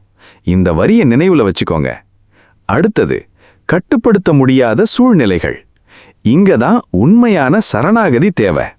நீங்க எல்லா ப்ரிகாஷனையும் எடுத்திருக்கலாம், எல்லா பிளானிங்கையும் பண்ணியிருக்கலாம். ஆனா வாழ்க்கை சில நேரம் வேற ஒரு முடிவை கொடுக்கலாம். அந்த நேரத்துல இது நடக்கக்கூடாது, இது ஏன் நடந்தது, எனக்கு மட்டும் ஏன்னு தொடர்ந்து கேட்கறது நம்ம மனசை இன்னும் காயப்படுத்தும். முதல்ல உண்மையை ஏத்துக்கணும்.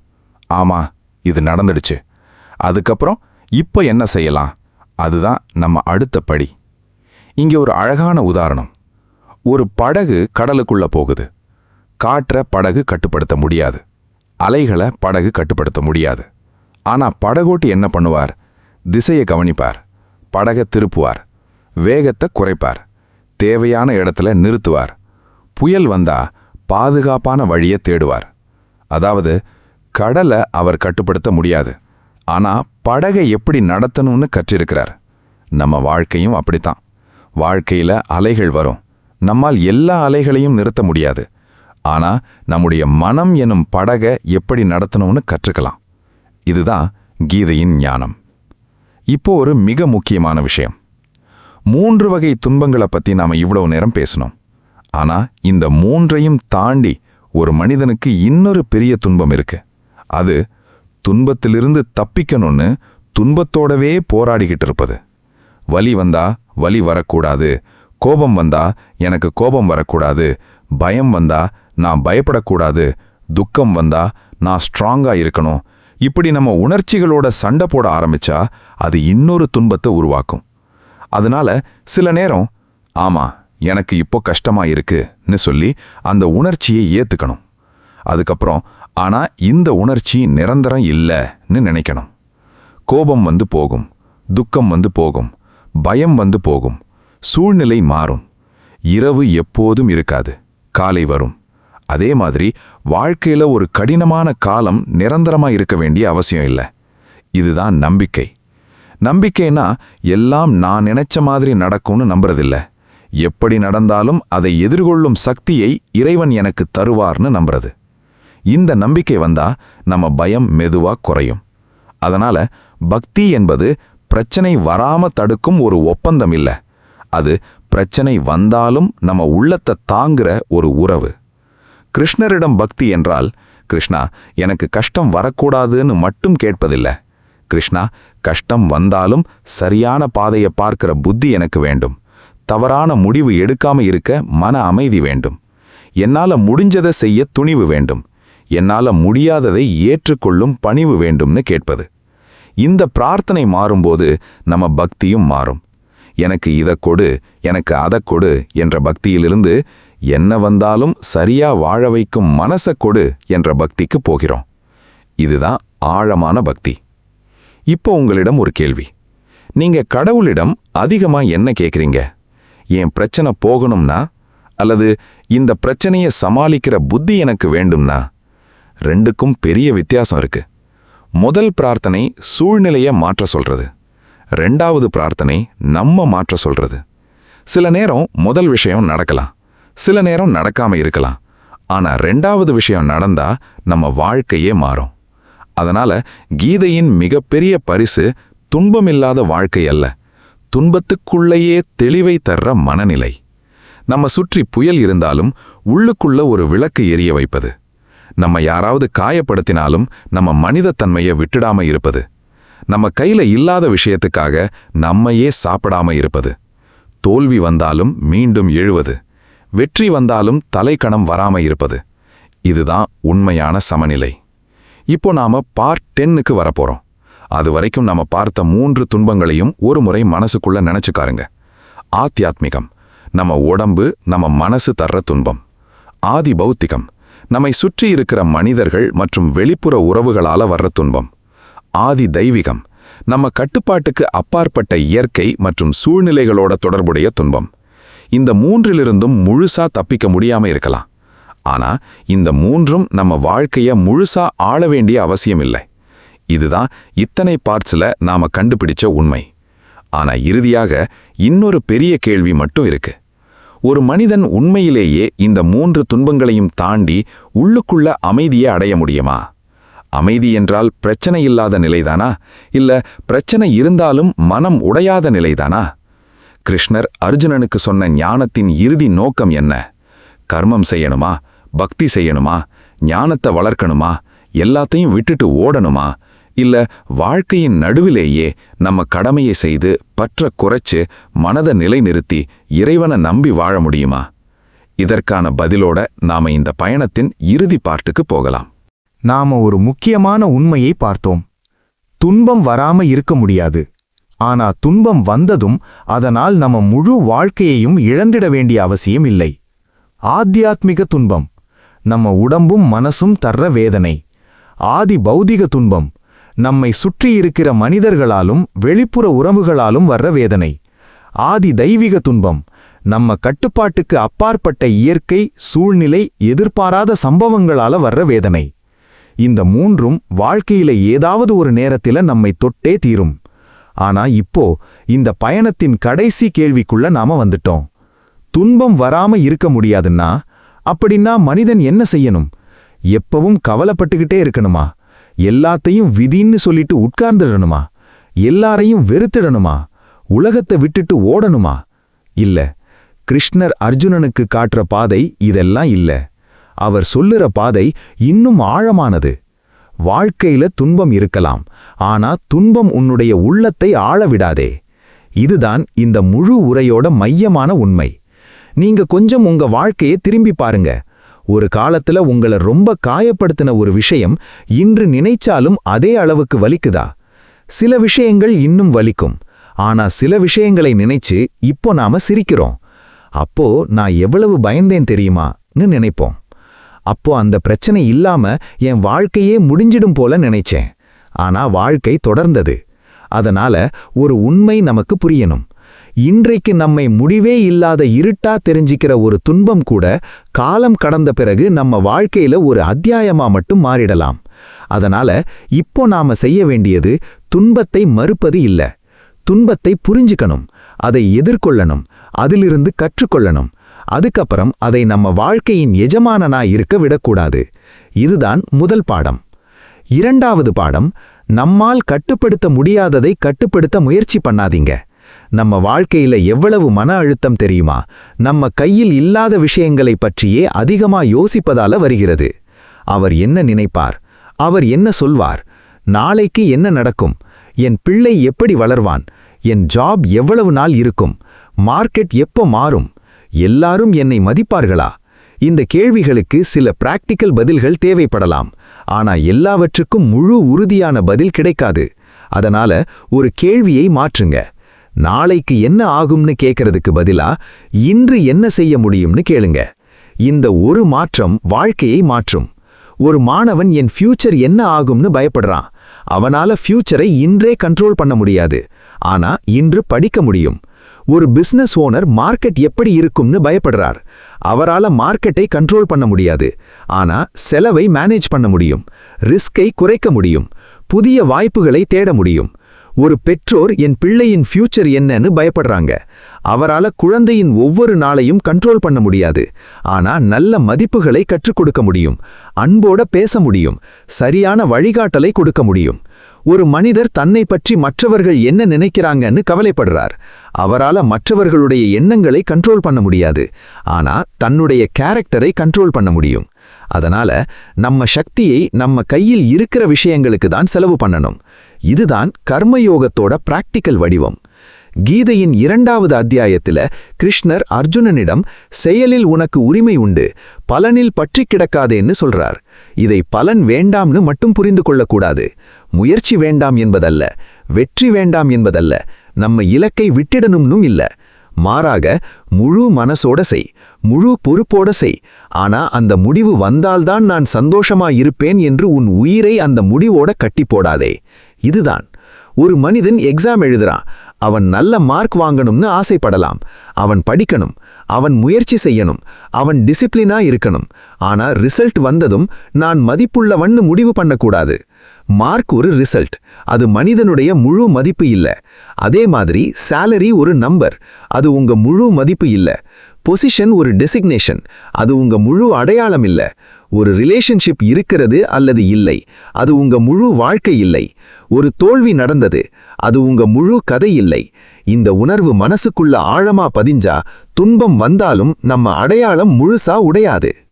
3வது பாடம், மற்றவர்களை மாற்ற முயற்சி பண்றத கொஞ்சம் குறைக்கணும்.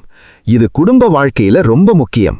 ஒரு கணவன் என் மனைவி இப்படி பேசக்கூடாது, ஒரு மனைவி என் கணவர் இப்படித்தான் நடக்கணும், ஒரு அப்பா என் பையன் நான் சொல்றதைத்தான் செய்யணும், ஒரு அம்மா என் பொண்ணு நான் நினைக்கிற மாதிரி வாழணும், ஒரு பாஸ் என் எம்ப்ளாயி எப்பவும் நான் சொல்ற மாதிரி இருக்கணும், ஒரு எம்ப்ளாயி என் மேனேஜர் என்னை எப்பவும் புரிந்து கொள்ளணும். இப்படி ஒவ்வொருத்தரும் மற்றவரை கண்ட்ரோல் பண்ண முயற்சி பண்றாங்க. அதனால உறவுகள் சோர்ந்து போகுது. நீங்க ஒருத்தரை நேசிக்கலாம், ஆனா அவரை முழுசா கண்ட்ரோல் பண்ண முடியாது. நீங்க ஒருத்தருக்கு அறிவுரை சொல்லலாம், ஆனா அவர் அதை ஏற்றுக்கொள்ளணும்னு கட்டாயப்படுத்த முடியாது. நீங்க உங்க பிள்ளையை வளர்க்கலாம், ஆனா அவனுடைய வாழ்க்கையை முழுசா நீங்க வாழ முடியாது. நீங்க உங்க துணையை நேசிக்கலாம், ஆனா அவருடைய மனசுக்குள்ள ஒவ்வொரு எண்ணத்தையும் படிக்க முடியாது. அதனால அன்போட சேர்த்து சுதந்திரத்தையும் கொடுக்க கற்றுக்கொள்ளணும். அதே நேரத்துல யாராவது தொடர்ந்து நம்மை காயப்படுத்தினா எல்லை வைக்கவும் கற்றுக்கொள்ளணும். மன்னிப்பு என்றால் மீண்டும் அதே காயத்துக்குள்ள போவது இல்லை. மன்னிப்பு நம்ம மனசில் இருக்கும் கோபத்திலிருந்து நம்மை விடுவிக்குது. எல்லை நம்ம வாழ்க்கையை பாதுகாக்குது. இந்த இரண்டையும் சேர்த்து வாழ கற்றுக்கொள்ளணும். 4வது பாடம், உடம்பை மதிக்கணும். ஆத்தியாத்மிக துன்பத்தில உடல் வேதனைக்கும் இடம் இருக்கு. உடம்பு நம்ம வாழ்க்கைக்கான கருவி. அதை புறக்கணிச்சிட்டு மன அமைதி மட்டும் தேட முடியாது. தூக்கம் சரியா இருக்கணும், சாப்பாடு கவனிக்கணும், உடற்பயிற்சி செய்யணும், தேவையான ஓய்வு எடுக்கணும். உடம்புல பிரச்சனை இருந்தா மருத்துவ உதவி பெறணும். எல்லாம் கர்மான்னு சொல்லிட்டு தேவையான சிகிச்சையை தவிர்க்கக்கூடாது. கடவுள் மேல் நம்பிக்கை இருக்கட்டும், அதே நேரம் மருத்துவர் மேலும் நம்பிக்கை வைக்கலாம். ஏன்னா இறைவன் உதவி பல வழிகளில் வரலாம். ஒரு மருத்துவர் மூலமா வரலாம், ஒரு நண்பர் மூலமா வரலாம், ஒரு குடும்ப உறுப்பினர் மூலமா வரலாம், ஒரு நல்ல வார்த்தை மூலமா வரலாம், ஒரு வாய்ப்பு மூலமா வரலாம். அதனால உதவி வந்தா அதை ஏற்றுக்கிற பணிவு வேண்டும். 5வது பாடம், மனசை கவனிக்கணும். மனம் ஒரு நாள்ல மாறாது. பல வருடங்களா நம்ம உள்ளே உருவான பழக்கங்கள், ஒப்பீடு, பயம், கோபம், பொறாமை, அதிக எதிர்பார்ப்பு, குற்ற உணர்வு, இவையெல்லாம் ஒரு நாள்ல மறையாது. ஆனா கவனிக்க ஆரம்பிக்கலாம். காலை எழுந்ததும் ஒரு நிமிஷம், இன்று என்னுடைய மனநிலை எப்படி இருக்குன்னு கேளுங்க. கோபமா, பயமா, சோர்வா, அமைதியா? இத கவனிப்பது இட்செல்ஃப் ஒரு பெரிய பயிற்சி. ஒரு எண்ணம் வந்ததும் உடனே அதை நம்ப வேண்டாம். நான் தோல்வியடைந்தவன், யாரும் என்ன விரும்பல, என் வாழ்க்கை முடிஞ்சது, எனக்கு எதுவும் கிடைக்காது. இந்த எண்ணங்களை பார்த்து கேளுங்க, இது உண்மையா? பல நேரம் அது ஒரு உணர்ச்சி மட்டுமே. உணர்ச்சி உண்மை மாதிரி தெரியும், ஆனா எல்லா உணர்ச்சியும் நிரந்தர உண்மை கிடையாது. கோபம் வந்தப்போ உலகமே தவறா தெரியும். கோபம் போன பிறகு அதே உலகம் வேற மாதிரி தெரியும். அதனால உணர்ச்சிக்கு மதிப்பு கொடுக்கணும், ஆனா உணர்ச்சிக்கே முடிவெடுக்கும் முழு அதிகாரத்தை கொடுக்க கூடாது. 6வது பாடம், துன்பம் வந்தப்போ ஏன் நான்னு கேட்பதை மெதுவா இப்போ என்னன்னு மாற்றணும். ஏன் எனக்கு இந்த பிரச்சனைன்ற கேள்விக்கு உடனடி பதில் கிடைக்காம இருக்கலாம். ஆனா இப்போ என்ன செய்யணும்ன்ற கேள்விக்கு ஒரு சிறிய பதில் கிடைக்கலாம். அந்த சின்ன பதில்தான் அடுத்த படி. ஒரு உறவு உடைஞ்சிருக்கு, ஏன் இப்படி நடந்ததுன்னு 1000 முறை யோசிக்கலாம். ஆனா இப்போ நான் என்ன கற்றுக்கணும், என்ன பவுண்டரி வைக்கணும், எப்படி என்ன நான் குணப்படுத்திக்கணும்னு கேட்கலாம். ஒரு வேலை போயிருக்கு, ஏன் என்னை மட்டும்னு அழலாம். ஆனா இப்போ ஏன் ஸ்கில் என்ன, யாரை கான்டாக்ட் பண்ணலாம், என்ன வேலைக்கு அப்ளை பண்ணலாம்னு பார்க்கலாம். ஒரு ஃபினான்ஷியல் லாஸ், என் வாழ்க்கையே போச்சுன்னு முடிவு செய்யாம எங்க தவறினேன், என்ன செலவை குறைக்கலாம், எப்படி மீண்டும் ஆரம்பிக்கலாம்னு பார்க்கலாம். இதுதான் துன்பத்திலிருந்து செயல் நோக்கி நகர்வது. 7வது பாடம், தனிமையில துன்பத்தை சுமக்காதீங்க. சில விஷயங்களை நம்பகமான மனிதர்களிடம் பகிரலாம். நம்ம மனசுல இருக்கிறத சொல்லிக்கிறது பலவீனம் இல்ல. சில நேரம் ஒரு நல்ல நண்பருடைய அமைதியான கேட்பே பெரிய உதவி. சில நேரம் குடும்பம் தேவை, சில நேரம் ஆன்மீக வழிகாட்டுதல் தேவை, சில நேரம் மருத்துவர் தேவை, சில நேரம் மனநல நிபுணர் தேவை. எந்த உதவி தேவைப்படுதோ அதை தேடுவது அறிவு. ஆன்மீகம் மனித உதவியை மறுக்காது, மாறாக நம்மை சரியான உதவியை ஏற்றுக்கொள்ளும் பணிவுக்கு கொண்டு போகும். 8வது பாடம், தினசரி இறைவனை நினைக்கணும். கஷ்டம் வந்தப்போ மட்டும் கடவுளை நினைக்கிற பழக்கம் மெதுவா மாறணும். காலை எழுந்ததும், கிருஷ்ணா, இன்று நான் செய்ய வேண்டியதை சரியா செய்ய புத்தி கொடுன்னு சொல்லலாம். வேலை ஆரம்பிக்கும்போது, என்னால முடிஞ்சதை நல்லா செய்கிறேன், முடிவை உன்னிடம் வைக்கிறேன்னு சொல்லலாம். கோபம் வந்தப்போ, இப்போ நான் தவறான வார்த்தை பேசாம இருக்க உதவி செய்ன்னு மனசுக்குள்ள சொல்லலாம். பயம் வந்தப்போ, என்ன நடக்கும்னு எனக்கு தெரியாது, ஆனா அதை எதிர்கொள்ளும் துணிவு கொடுன்னு மனசுக்குள்ள சொல்லலாம். இது பெரிய பூஜை இல்ல, பெரிய சடங்கு இல்ல, இது ஒரு உறவு. நம்ம மனசு இறைவனை நோக்கி திரும்புற ஒரு பழக்கம். அதுதான் பக்தியை வாழ்க்கைக்குள்ள கொண்டு வர்றது. 9வது பாடம், நம்மை நாமே மன்னிக்க கற்றுக்கணும். நீங்க செய்த பழைய தவறு இன்னும் உங்களை துரத்திக்கிட்டு இருக்கா? ஒரு பழைய முடிவு, ஒரு பழைய உறவு, ஒரு பழைய வார்த்தை, ஒரு பழைய தோல்வி, ஒரு பழைய தவறான செயல். அதை மறந்துடணும்னு சொல்லல, அதிலிருந்து கற்றுக்கோங்க.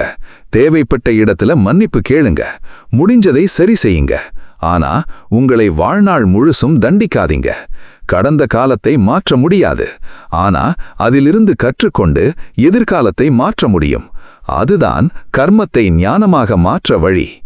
10வது பாடம், எல்லாவற்றிற்கும் மேல நம்பிக்கையை விடாதீங்க. இந்த வார்த்தை சாதாரணமா கேட்கலாம், ஆனா வாழ்க்கையில ஒரு மனிதனை தாங்கி நிறுத்துற பெரிய சக்திகளில் ஒன்று நம்பிக்கை. இது இப்போ கடினமா இருக்கு, ஆனா நான் இதை தாண்டுவேன். எனக்கு எல்லா பதிலும் இப்போ தெரியாது, ஆனா நான் தேடுவேன். எல்லாரும் என்னோட இருக்காம இருக்கலாம், ஆனா நான் என்ன விட்டிட மாட்டேன். என்னால முடியாததை இறைவனிடம் வைக்கிறேன்.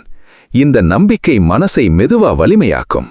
இப்போ நம்ம 3 துன்பங்களையும் கடைசியாக ஒருமுறை நினைத்து பார்ப்போம். ஆத்தியாத்மீக துன்பம் வந்தா உடம்பை கவனிங்க, மனதை கவனிங்க, தேவையான உதவியை பெறுங்க. ஆதி பௌதீக துன்பம் வந்தா மனிதர்களுடைய நடத்தை எல்லாம் உங்க கட்டுப்பாட்டுல இல்லன்னு புரிஞ்சுக்கோங்க. நியாயமான இடத்துல பேசுங்க, தேவையான இடத்துல மன்னியுங்க, தேவையான இடத்துல பவுண்டரி வையுங்க. ஆதி தெய்வீக துன்பம் வந்தா நம்மால் கட்டுப்படுத்த முடியாததை ஏற்றுக்கொள்ளுங்க, நம்மால் முடிஞ்சதை செய்யுங்க, உதவி கேளுங்க, மீதியை இறைவனிடம் ஒப்படைக்க கற்றுக்கொள்ளுங்க. இது 3 வரியில் நம்ம முழு உரையையும் சொல்லணும்னா, என்னால் முடிஞ்சதை செய்கிறேன், என்னால் முடியாததை ஏற்றுக்கிறேன், எல்லாவற்றிற்கும் மேல இறைவனை நம்புகிறேன்.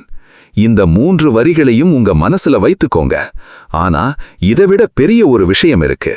கீதையின் போதனை நம்மை துன்பத்திலிருந்து மட்டும் காப்பாற்ற வரல, நம்மை நாமே யார்னு கேட்க வைக்குது. நான் இந்த உடலா? நான் இந்த பதவியா? நான் இந்த பணமா? நான் இந்த உறவுகளா? நான் இந்த வெற்றியா? நான் இந்த தோல்வியா? இல்ல, இவை எல்லாம் நம்ம வாழ்க்கையோட பகுதிகள். ஆனா நம்முடைய முழு அடையாளம் இவை மட்டுமில்ல. இந்த புரிதல் ஆழமா வரும்போது வெற்றி வந்தாலும் நம்மை இழக்க மாட்டோம், தோல்வி வந்தாலும் நம்மை இழக்க மாட்டோம், யாராவது பாராட்டினாலும் நம்மை பெரிதாக்க மாட்டோம், யாராவது அவமானப்படுத்தினாலும் நம்ம சின்னதா மாட்ட மாட்டோம். ஏன்னா நம்முடைய மதிப்பு வெளியில் கிடைக்கிற ஒரு ஒப்பீனியன்ல இல்லைன்னு புரிஞ்சிருக்கும். அதுதான் உள்ளார்ந்த சுதந்திரம், அதுதான் மன அமைதி, அதுதான் கீதையின் உண்மையான வாழ்க்கை பயன். ஒரு நாள் உங்க வாழ்க்கையில மீண்டும் ஒரு துன்பம் வரும். அது கண்டிப்பா வரலாம். அப்போ இந்த உரையை நினைச்சுக்கோங்க. இது எந்த வகை துன்பம்? இது என் உடம்பா, என் மனசா, ஒரு மனிதரா, ஒரு சூழ்நிலையா? அதை அடையாளம் காணுங்க. அடுத்து கேளுங்க, இதுல என்ன என்னால மாற்ற முடியும்? அதை செய்யுங்க. என்ன என்னால மாற்ற முடியாது? அதை மெதுவாய் ஏற்றுக்கோங்க. அடுத்து, இந்த துன்பம் என்னை என்ன கற்றுக் கொடுக்குது என்று கேளுங்க.